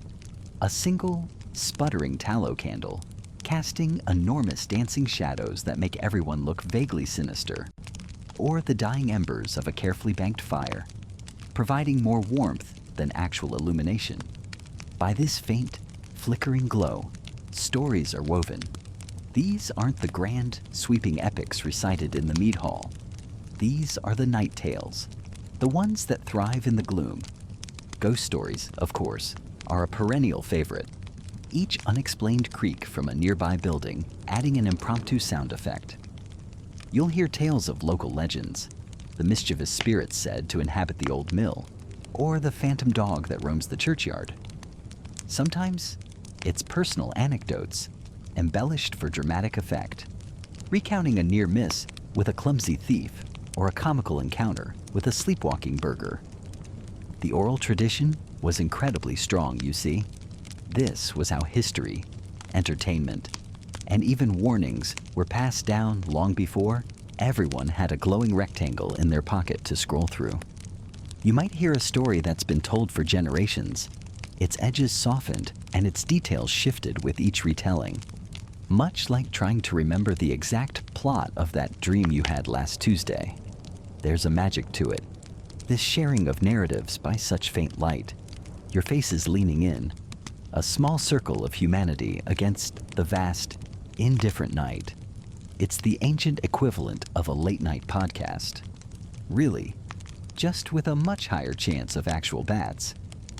Now, beyond the friendly chat and the shared spooky story, the Night Watch also offered a discreet veil for, well, for more private, clandestine meetings. Historians still argue whether the primary motivation for some of these nocturnal wanderings was genuine community bonding, or if the watch simply provided convenient cover for activities best kept from the prying eyes of daylight. It's likely a bit of both, isn't it? The darkness, the quiet, the general understanding that most respectable folk are tucked up in bed. It all creates an atmosphere ripe for secrecy. Imagine two young lovers, their families perhaps disapproving of their match. The night watch offers those precious, stolen moments. A whispered exchange of sweet nothings in a shadowy archway. A quickly snatched kiss under the unblinking gaze of the moon, assuming it's not hidden by clouds. Of course, there's a thrill to it, the risk of discovery adding a certain spice that a perfectly sanctioned courtship just can't replicate. It's far more daring than sending a risky text message today, with potentially much more immediate and awkward consequences if caught. But it wasn't all youthful romance. These clandestine meetings could also be for more serious, or at least more adult purposes. Perhaps it's a quiet negotiation between two merchants, trying to hash out a deal away from competitors' ears. Or maybe it's something a little more sensitive. Whispers of discontent, hushed discussions about unpopular new taxes, or the overbearing nature of a local official. The night could be a surprisingly political space, a quirky little tidbit for you in some places. There were even specific, almost codified ways of arranging these secret meetings. Little signs or signals left during the day that only the initiated would understand, indicating a time and place for a nocturnal rendezvous. It's like a real-life spy game, but with less cool gadgets and probably more mud. These encounters, whether they're innocent chats, spine-tingling tales, or secret trysts, all serve to humanize the night. They remind you that even in the deepest, darkest hours, when the world seems to hold its breath, life, in its myriad forms, continues. It's a subtle tapestry woven in whispers and shadows, a testament to our enduring need to connect, to share, and sometimes to conspire, even when the rest of the world is dreaming. And as your watch continues, these fleeting interactions become little pinpricks of light in the vast darkness, making the long vigil just a little more bearable, a little more alive. The murmur of your watch companion eventually fades, or perhaps they've simply achieved a new level of stoic immobility, a skill you're still aspiring to. The shared, slightly tense energy of the earlier hours, remember that, when every shadow seemed to hold a potential threat or a really bad bard that dissipates, leaving a different kind of quiet. This is your time. The tower, the wall, the gatehouse, wherever your post might be. It becomes a solitary cell, a monk's retreat, but with slightly worse insulation and a much higher chance of being interrupted by, actual trouble. So, what do you do with this precious chilly solitude if you're inclined? This is when the soft prayers begin. Your lips move, almost silently, forming words that have been spoken for centuries. Maybe you have a string of worn wooden beads, like those little worry stones people fiddle with today, each one a marker in a familiar litany. You feel the cool, slightly rough texture under your thumb as you cycle through them. There's no grand cathedral echo here, just the vast, indifferent expanse of the night sky and the faint, almost imperceptible hum of the sleeping town below. It's a very personal connection, a direct line. You hope to whatever power you believe watches over the watchers. You're not expecting a burning bush, just a little comfort, a little strength to get through till dawn, or maybe just for your feet to stop aching. Priorities, right? Or perhaps it's not formal prayer, but a quieter kind of communion. Meditation. You let your gaze soften, focusing on a distant star, or the way the moonlight, if there is any, catches the edge of a battlement. You try to quiet the inner chatter, the endless loop of worries and what-ifs. It's a bit like trying to get your brain to defragment after a long day of processing. Well, medieval stimuli. You breathe in the cold, damp air, feeling it fill your lungs, and breathe out the day's frustrations. The sounds of the night, once a source of alarm, become a kind of white noise. The hoot of an owl, the rustle of unseen creatures in the undergrowth, the distant bark of a dog. It's surprisingly peaceful when you're not convinced every noise is a goblin coming to steal your socks. Historians still argue whether such practices were widespread or more the domain of the particularly devout. But the human need for stillness, for a moment to simply be all-e, is timeless. Then there's good old-fashioned, quiet contemplation. Thinking. Just thinking. You replay the day's events, the faces you saw, the words exchanged, that argument with the baker over the price of, well, anything. The brief, unexpected kindness from a stranger. You ponder the bigger questions, too, if you're feeling particularly philosophical, or if the sheer immensity of the starlit sky has that effect on you. Why are we here?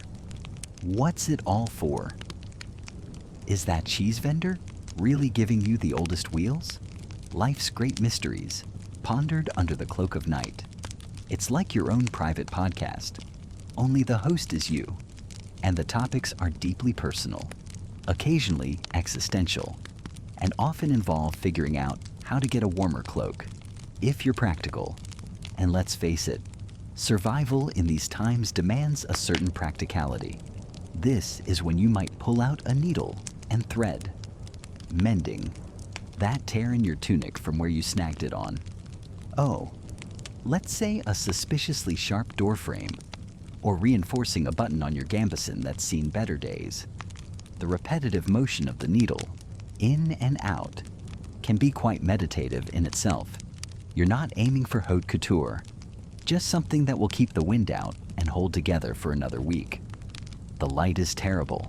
Of course, you're probably squinting, holding the fabric close to your face, relying more on feel than sight.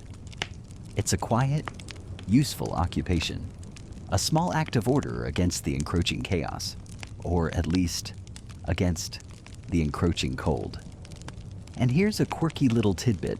Some folk believed that mending clothes by moonlight, especially with thread that had been blessed or spun under specific conditions, could imbue the garment with extra luck or protection. Probably didn't stop a crossbow bolt. But you know, every little bit of psychological armor helps. And then, for the truly fortunate, for the literate few, there is reading. This is a rare luxury. Remember, books are painstakingly copied by hand, incredibly valuable. If you possess one, or even a few pages of one, you guard it closely. Perhaps it's a psalter, the Latin verses familiar and comforting, even if your grasp of the language is a bit shaky. Or maybe it's a well-loved story, a romance of chivalry and daring deeds, a world away from the gritty reality of your watch. You might have a horn book, that simple wooden paddle with the alphabet and Lord's Prayer, a reminder of early lessons. You'd be hunched over, trying to catch the faint glow from a carefully shielded lantern, or perhaps just the moonlight, the vellum or rough paper cool beneath your fingers, the smell of old ink, the crackle of the page. It's an escape. The mainstream historical fact here is that literacy was not widespread at all. For much of the medieval period, the ability to read and write was confined largely to the clergy and some nobility. So, if you're reading, you're already in a pretty exclusive club. You're basically the medieval equivalent of someone who understands blockchain. All these solitary activities, the prayer, the meditation, the mending, the reading, the quiet reflection, they all tap into the unique atmosphere of the night. There's a stripping away of the day's distractions. The world is quieter, smaller, more focused. It's a time when the veil between the mundane and the spiritual, or simply The mundane and your own inner thoughts feels thinner. You're not just guarding a physical space, you're also in a space where you can tend to your own inner world. The darkness isn't just an absence of light, it's a canvas for your thoughts, your hopes, your quiet anxieties, and perhaps even a moment to figure out just who stole your favorite whittling knife last week. The night watch is long, and a person needs more than just keen eyes to pass the hours. They need these small rituals, these personal moments, to keep the soul, as well as the body, intact until the first hint of dawn. Okay, so now the sun has well and truly set, hasn't it? And when I say set, I mean it's gone. There's no friendly orange glow from the streetlights outside your window, no distant hum of traffic creating a perpetual twilight. You're plunged into a darkness so profound, so absolute. It's almost a physical presence. Imagine the darkest room you've ever been in, maybe during a power cut, and then multiply that by 1,000. Your phone screen on its lowest setting, if you somehow magicked one back here, would probably be visible from the next village over, like a tiny anachronistic supernova. The only light, if you're lucky, comes from the moon, a sliver or a full ash cold disk casting stark shadows, or perhaps the faint, impossibly distant glitter of stars on a cloudy, moonless night. Though, well, you can't see your hand in front of your face. Literally. You're moving through a world painted in shades of deepest black and charcoal gray, relying on memory and touch far more than sight. Remember those uneven floors we talked about inside the cottage. Navigating your own home becomes a careful, shuffling dance. Stepping outside is an act of considerable bravery, or perhaps foolishness. And in this inky blackness, your other senses begin to awaken, to sharpen in ways they rarely do in our brightly lit, noisy modern world. Your ears, especially, become your primary guides. The silence, at first, might seem absolute, but lean into it. Listen past the gentle thumping of your own heart. Hear that? The wind. It's not just a gentle breeze. It's a character in the night's play. It whispers and sighs through the thatch of the roof above you. If you're inside, or if you've dared to step out, it might moan through the trees in the nearby woods, a mournful, lonely sound. It finds every crack in the wattle and daub walls, every gap in the wooden shutters, and it makes them sing, or creak, or rattle. A loose shutter banging in the wind could sound like a giant knocking for entry. Then there are the animal sounds, amplified by the stillness. The hoot of an owl, sudden and close, can make you jump. It's not the cute storybook owl. It's a hunter, unseen, its call echoing through the darkness.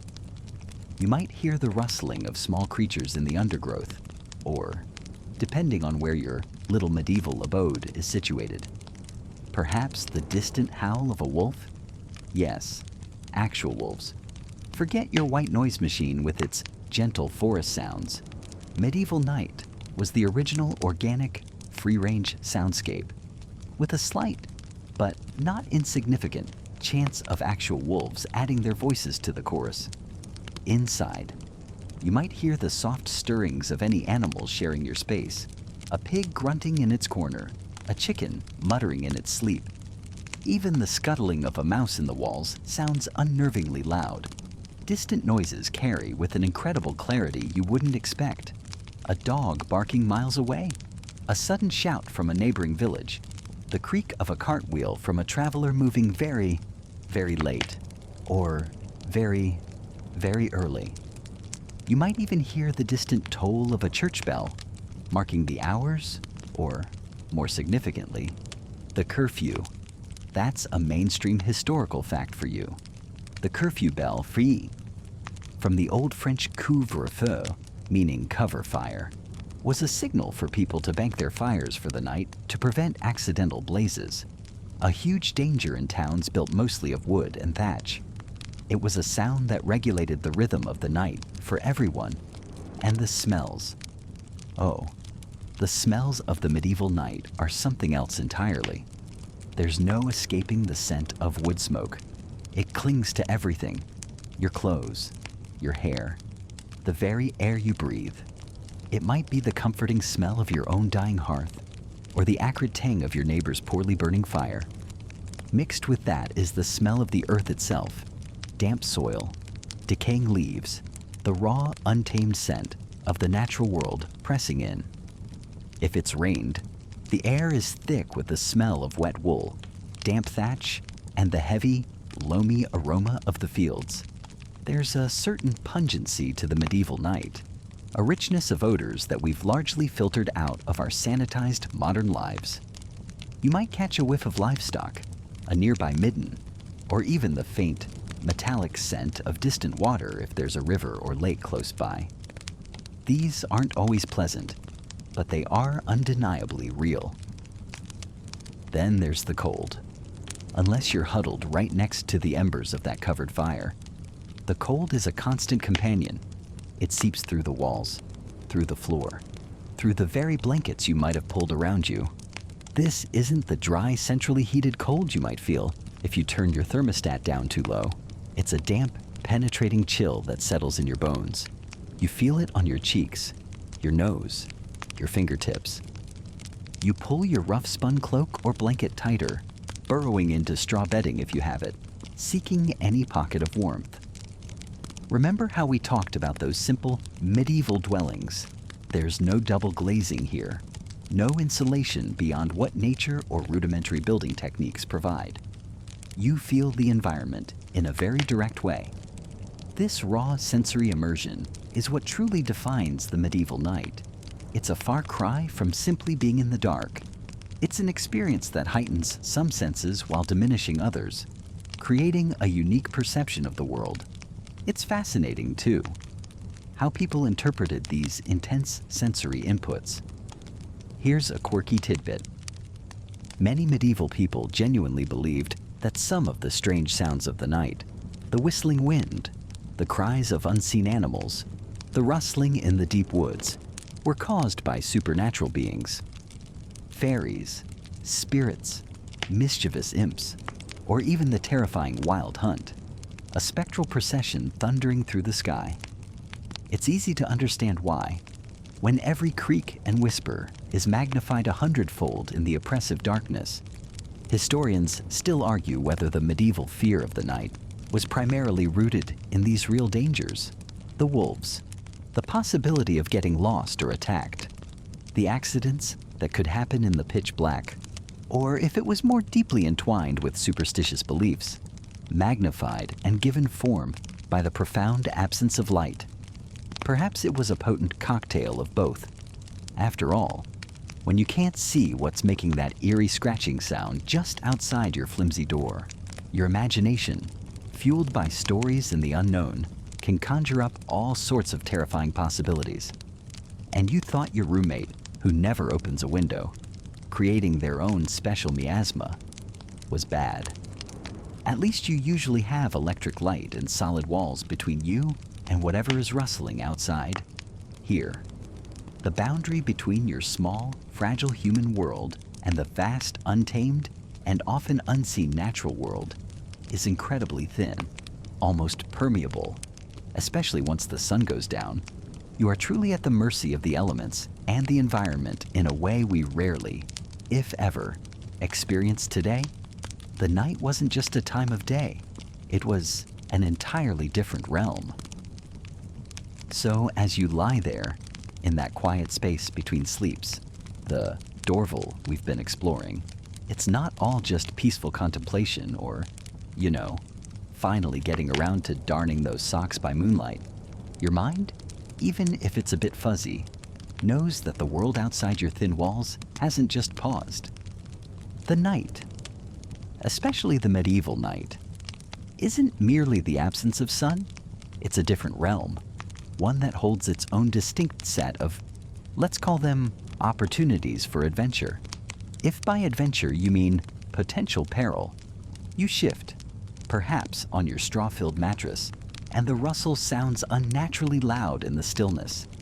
It's in these moments that the real dangers start to prickle at the edges of your awareness, out in the countryside, or even on the fringes of a town. The wild is much closer than it is for many of us today. You might hear a sound, a distant howl. Is it just a dog or is it a wolf, emboldened by the dark, perhaps sniffing around for an unwary chicken, or heaven forbid, a stray sheep? Remember how vital those animals are to your livelihood. Losing one isn't just an inconvenience, it's a blow to your family's survival. Bears and wild boars, depending on your particular neck of the woods, are also not unheard of nocturnal ramblers.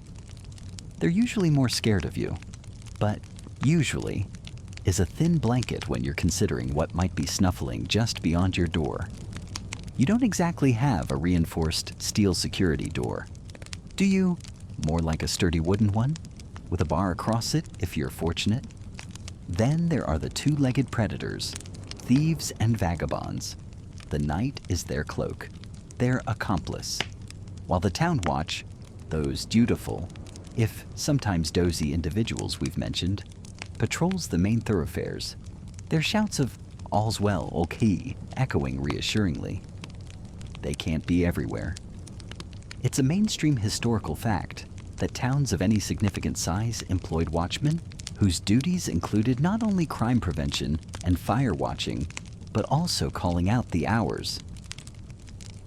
Their presence was a comfort, a thin line of order against the potential chaos. But your little lane, your isolated farmhouse, that's a different story. You listen for the telltale scrape of a boot on cobblestone where no boot should be, the creak of a gate that you know you latched. The fear of intrusion is palpable. It's not just about losing your meager possessions. A few tools, some hoarded coins, perhaps a good cloak. It's the violation, the threat to your family's safety within your own home. Your medieval security system might consist of a dog that barks at shadows and hopefully actual threats, and maybe a hefty stick kept near the bed. Not exactly ADT. Is it more like aggressive dog tactics? And beyond these tangible threats, oh, the mind does love to conjure, doesn't it? Superstitious fears bloom in the darkness like night flowers. The shadows in the corner of the room, cast by the dying embers of the fire. Remember how essential that fire is, even in its fading state. They twist and writhe into unsettling shapes. Every unexplained noise, every gust of wind that rattles the shutters, can be attributed to something otherworldly. Ghosts of ancestors, restless spirits, mischievous sprites, or perhaps something more malevolent, believed to roam freely when the sun is down. You might recall tales told by the fireside, stories of creatures that stalk the night, of enchantments and curses.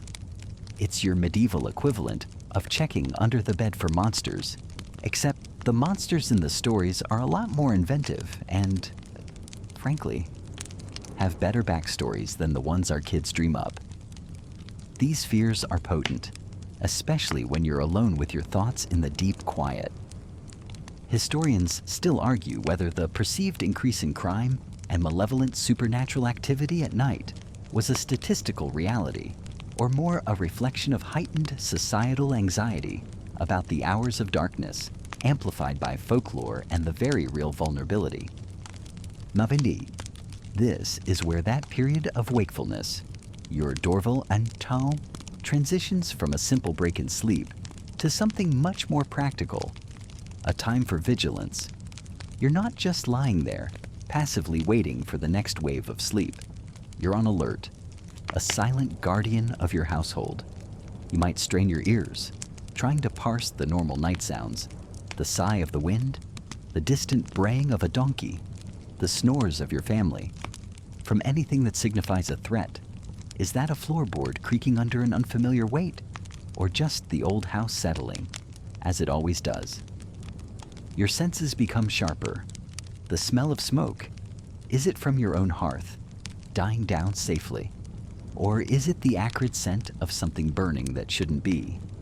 Fire, as we know, is a constant companion and a constant threat. A stray spark, an unattended ember, could spell disaster. So, during this wakeful period, you might quietly rise, your bare feet cold on the earthen or wooden floor. You check the hearth, ensuring the embers are contained, perhaps nudging a log back into place. You test the door bar, make sure the shutters are secure against both the chill night air and any unwelcome entry. It's a quiet, almost ritualistic patrol of your small domain. You listen to the breathing of your children, if you have them, tucked in nearby. Are they peaceful? Is anyone stirring with a cough or a fever? This is a time to check on the vulnerable. If you have livestock sheltered close by, perhaps in an attached byre, or even in the same building as was common in some longhouses, you'd be attuned to their sounds too. An agitated animal could be a sign of an approaching predator, animal or human. A quirky, lesser-known tidbit is the variety of specific saints people might mentally invoke for protection during these watchful hours. Saint Giles, for instance, was sometimes called upon for protection against night terrors or sudden panic, a sort of spiritual security blanket against the unseen. You might murmur a quiet prayer for safety, a common practice to bolster courage and seek divine protection against these very real and imagined dangers. This isn't anxious, jittery paranoia. Not usually. It's a calm, practiced awareness, a responsibility. The medieval night, you see, isn't just a void to be slept through. It's an active part of life. And this period of wakefulness provides a natural, almost scheduled opportunity to ensure the continued safety and well-being of your household until the reassuring light of dawn. It's like your own internal night watch, a biological imperative mixed with a learned caution. Instead of doom scrolling on a glowing rectangle, you're scanning your immediate, much more tangible world for actual, non-digital threats. And honestly, between a Twitter argument and a potential wolf, I think I know which one I'd rather deal with. Well, maybe. The wolf is probably less opinionated. This vigilance, this quiet stewardship of the night, is just another layer of the intricate tapestry of medieval life. Woven into the very rhythm of your segmented sleep, you're not just passing time, you're holding the line until the sun rises again. Okay, the sun has well and truly set on our medieval day, hasn't it? Remember how the evening chill started to creep in, even before the last sliver of orange disappeared below the horizon? Now, you find yourself plunged into a world that modern minds can barely comprehend. A world ruled by the encroaching and often absolute darkness. Tonight, we're delving into the very real, very tangible tyranny of light, or more accurately, the profound lack of it. You might think, oh, it's dark, I'll just flip a switch. A charmingly 21st century notion.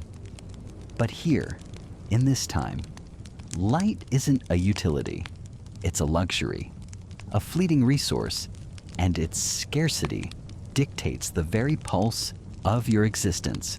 Forget your all-night Netflix binges or scrolling endlessly through social media. When the sun goes down, the world, for most people, effectively shuts down too. It's less lights out and more lights out of reach. Your first and freest source of nighttime illumination is, of course, the moon. On a clear night, a full moon can be surprisingly bright, casting silvery ethereal shadows, turning familiar landscapes into something otherworldly. You might find yourself navigating by its glow, a soft, cool radiance that guides your steps if you absolutely must be out. But the moon, bless its celestial heart, is a fickle friend. It waxes and wanes, hides behind clouds, and for a good portion of the month, offers very little assistance at all. Relying on moonlight is like relying on a celebrity to tweet sense, occasionally brilliant, mostly disappointing. So, what about artificial light? Well, this is where things get fragrant. Your most common, everyday option, if you're not particularly well off, is the humble rushlight. Now, these aren't your fancy scented candles. Oh no. Imagine taking the pith, the soft, spongy core, of a rush plant, carefully peeling it to leave a little strip of skin for support, then drying it and dipping it in leftover animal fat, bacon grease, mutton fat, whatever was on hand. That's your rush light. It's a very DIY affair, and the resulting light is, well, it's there. Barely dumbing, you'd hold this skinny, greasy taper, and it would sputter and smoke, casting a dim, yellowish or flickering glow that barely pushes back the oppressive darkness. The light from a single rush light might only illuminate a tiny circle, perhaps a couple of feet around you, enough to see the page of a precious book if you squint, or to avoid tripping over the sleeping dog, but not much more. And the smell a constant, lingering aroma of hot, sometimes rancid, fat. It's the kind of scent that really sticks with you, and not in a good potpourri kind of way. A single rush light might only burn for, say, 15 to 30 minutes, maybe an hour if you're lucky, and it's a particularly well-made one. This, by the way, is our quirky tidbit. For the section, the sheer effort of constantly making and replacing these short-lived, smoky light sources. People would often have several prepared, ready to go, just to get through a few hours of dim illumination. It's a bit like trying to read by the light of a single, very sad birthday candle. Now, if you have a bit more coin, or if it's a special occasion, you might graduate to candles. But even these are a world away from our modern paraffin or soy wax creations. The standard candle for most folks would be made of tallow, rendered animal fat again, usually beef or mutton. Tallow candles burned longer and a bit brighter than rush lights, but they came with their own set of characteristics. They smoked, they guttered, they dripped profusely, and they smelled, well, like burning animal fat. It's said you could often tell what someone had for dinner by the smell of their candles later. A rather unfortunate form of atmospheric, what I eat in a day. The true luxury, the Rolls-Royce of medieval lighting, was the beeswax candle. Ah, beeswax. These burned cleanly, with a sweet, subtle honey scent, and gave off a much brighter, steadier, more pleasant light.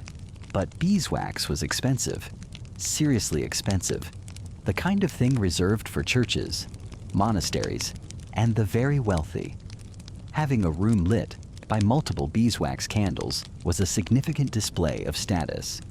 It was the medieval equivalent of having a giant flat-screen TV in every room. This is our fond mainstream historical fact. The clear distinction in cost and quality between tallow for the masses and beeswax for the elite. For most people, a beeswax candle was an aspirational item, rarely encountered. So, you have these limited, often smelly and dim sources of light. How does this dictate your life? Profoundly, your working day is almost entirely governed by sunlight. Farmers, artisans, laborers, you rise with the sun, or even before it, to maximize those precious daylight hours. Once dusk settles, productive work for most people grinds to a halt. Trying to do intricate work, like sewing or writing, by the feeble glow of a rushlight or a single tallow candle, was incredibly difficult, eye-straining, and often just not worth the cost of the light itself. It's no wonder people developed such an intimate relationship with the dawn. It wasn't just a new day. It was the return of their ability to do things. This scarcity of light naturally led to the early to bed, early to rise lifestyle we often associate with the past. It wasn't just a quaint saying, it was a practical necessity. Why stay up late, burning precious fuel, when you could be resting, conserving energy for the daylight hours when real work could be done? Socializing, too, was often curtailed by the darkness. While people certainly gathered, especially around the communal hearth, which provided both warmth and some light. Extensive nighttime revelries were more challenging and less common than they are today. The night was a time for rest, for quiet, or for those things that thrive in darkness, some less savory than others, as we've touched upon before. This leads to interesting patterns of sleep. You might not just go to bed and sleep straight through for 8 hours. Many people experienced what's known as segmented sleep, or first and second sleep. You'd go to bed not long after dark, sleep for a few hours, then wake up for an hour or two in the middle of the night.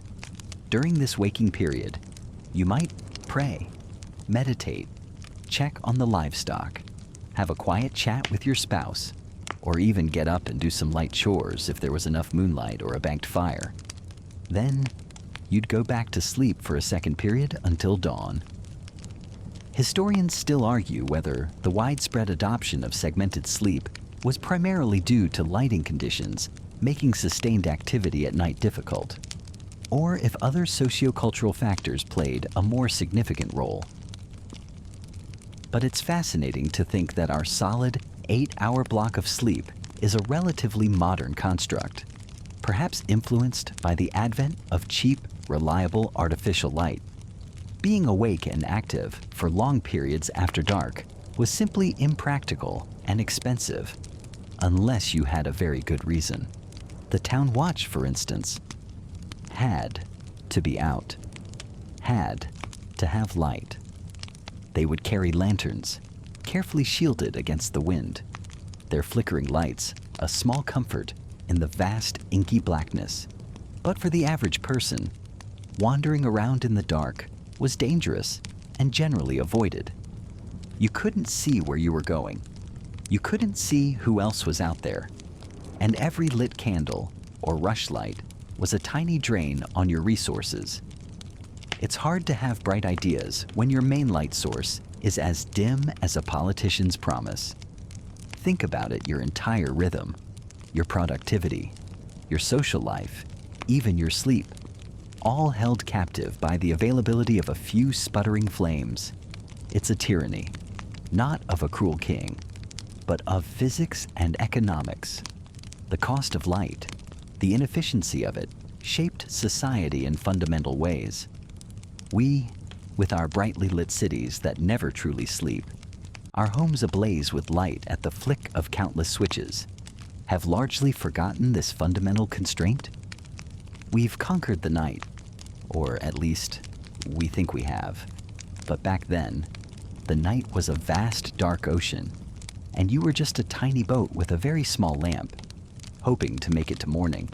It really puts a new perspective on being in the dark about something, doesn't it? They were quite literally in the dark about a great many things, especially after sunset. The idea of pulling an all-nighter to study would have been utterly laughable, or seen as an act of extravagant, almost decadent wastefulness. Unless, of course, you were a monk meticulously copying a manuscript by the light of a single precious beeswax candle, in which case your dedication was truly illuminating. And so, as the last rushlight flickers and dies, or the tallow candle burns down to a sputtering wick, you're left with the profound, enveloping darkness. It's a darkness filled with unseen things, with the rustles and creaks of the old house, with the distant howl of a dog, and with the quiet knowledge that until the sun graces the sky again, the world outside your small, fragile bubble of awareness is largely unknowable and untamed. The lack of light wasn't just an inconvenience, It was a fundamental shaper of human experience. The last vestiges of that, vigilance, from your watch period begin to melt away, like frost in the morning sun. Though, let's be honest, morning sun is still a good while off, so don't get too excited. You hear the soft, almost imperceptible thunk as the last person on duty perhaps sets down a log by the hearth. Or maybe it's just the house settling around you, breathing its own quiet sighs. The small sounds of activity, those little affirmations that someone was awake and aware, fade into a deeper, more profound stillness. And just like that, the sleepiness, which you'd politely ask to wait in the lobby during your dorvée, your waking interlude, now strolls back in, looking rather pleased with itself. It's a different kind of tired from the one that dragged you to bed for your first sleep. This isn't the heavy end of a long day exhaustion. No, this is a softer, more insidious drowsiness, a gentle invitation. Your eyelids, which had been cooperating so nicely, suddenly feel like they're lined with lead, or perhaps very, very comfortable tiny sandbags. Yes, luxury sandbags, the kind they only issue in really good dreams. A yawn, a truly magnificent, jaw-cracking, eye-watering cavern of a yawn, escapes you. It's not one of those polite, stifled, "Oh, excuse me," yawns you might deploy in a dull meeting. This is a full-bodied, soul-deep declaration that, yes, you are quite ready to return to the land of Nod. You can almost feel your brain cells giving a tiny collective sigh of relief. Finally, they seem to whisper amongst themselves. They're getting the hint. Took them long enough. Remember that fire we talked about? The one that was crackling so merrily, or perhaps just dutifully smoldering a little while ago when you were up and about. It's now a gentle blush of embers, a soft, pulsating heart in the deepening darkness of your room. The light it casts is minimal, transforming the deepest shadows into merely very, very dark gray areas. It's a warm, rosy glow that doesn't demand your attention, merely offers a comforting, almost primal presence. And with the fire's slow retreat, you feel the ambient temperature dip just a little more. That subtle chill in the air, the kind that makes you want to burrow, renders the thought of your bed, your nest, a truly 5-star, Michelin-rated destination for the weary soul. You reach out, perhaps a little blindly, a little dreamily, for your bedding. Is it that bundle of straw we imagined earlier, which, by now, has probably conformed itself perfectly to the unique contours of your very important medieval physique? Or the furs, still holding a faint, comforting scent of wood smoke, maybe a hint of lanolin, and, well, authentically, you. You give it a little pat, pat, pat, a gentle fluffing where fluffing is possible, a minor adjustment of whatever serves as your pillow. Maybe it's that bundled up cloak, or if you're living large, an actual pillow stuffed with feathers that probably made a dramatic last-minute escape from a very surprised goose. This is your pre-sleep ritual, the ancient human equivalent of a cat circling precisely 3.5 times before deeming a spot worthy. It's important. It signals intent. It tells the universe, shh, I'm about to be brilliant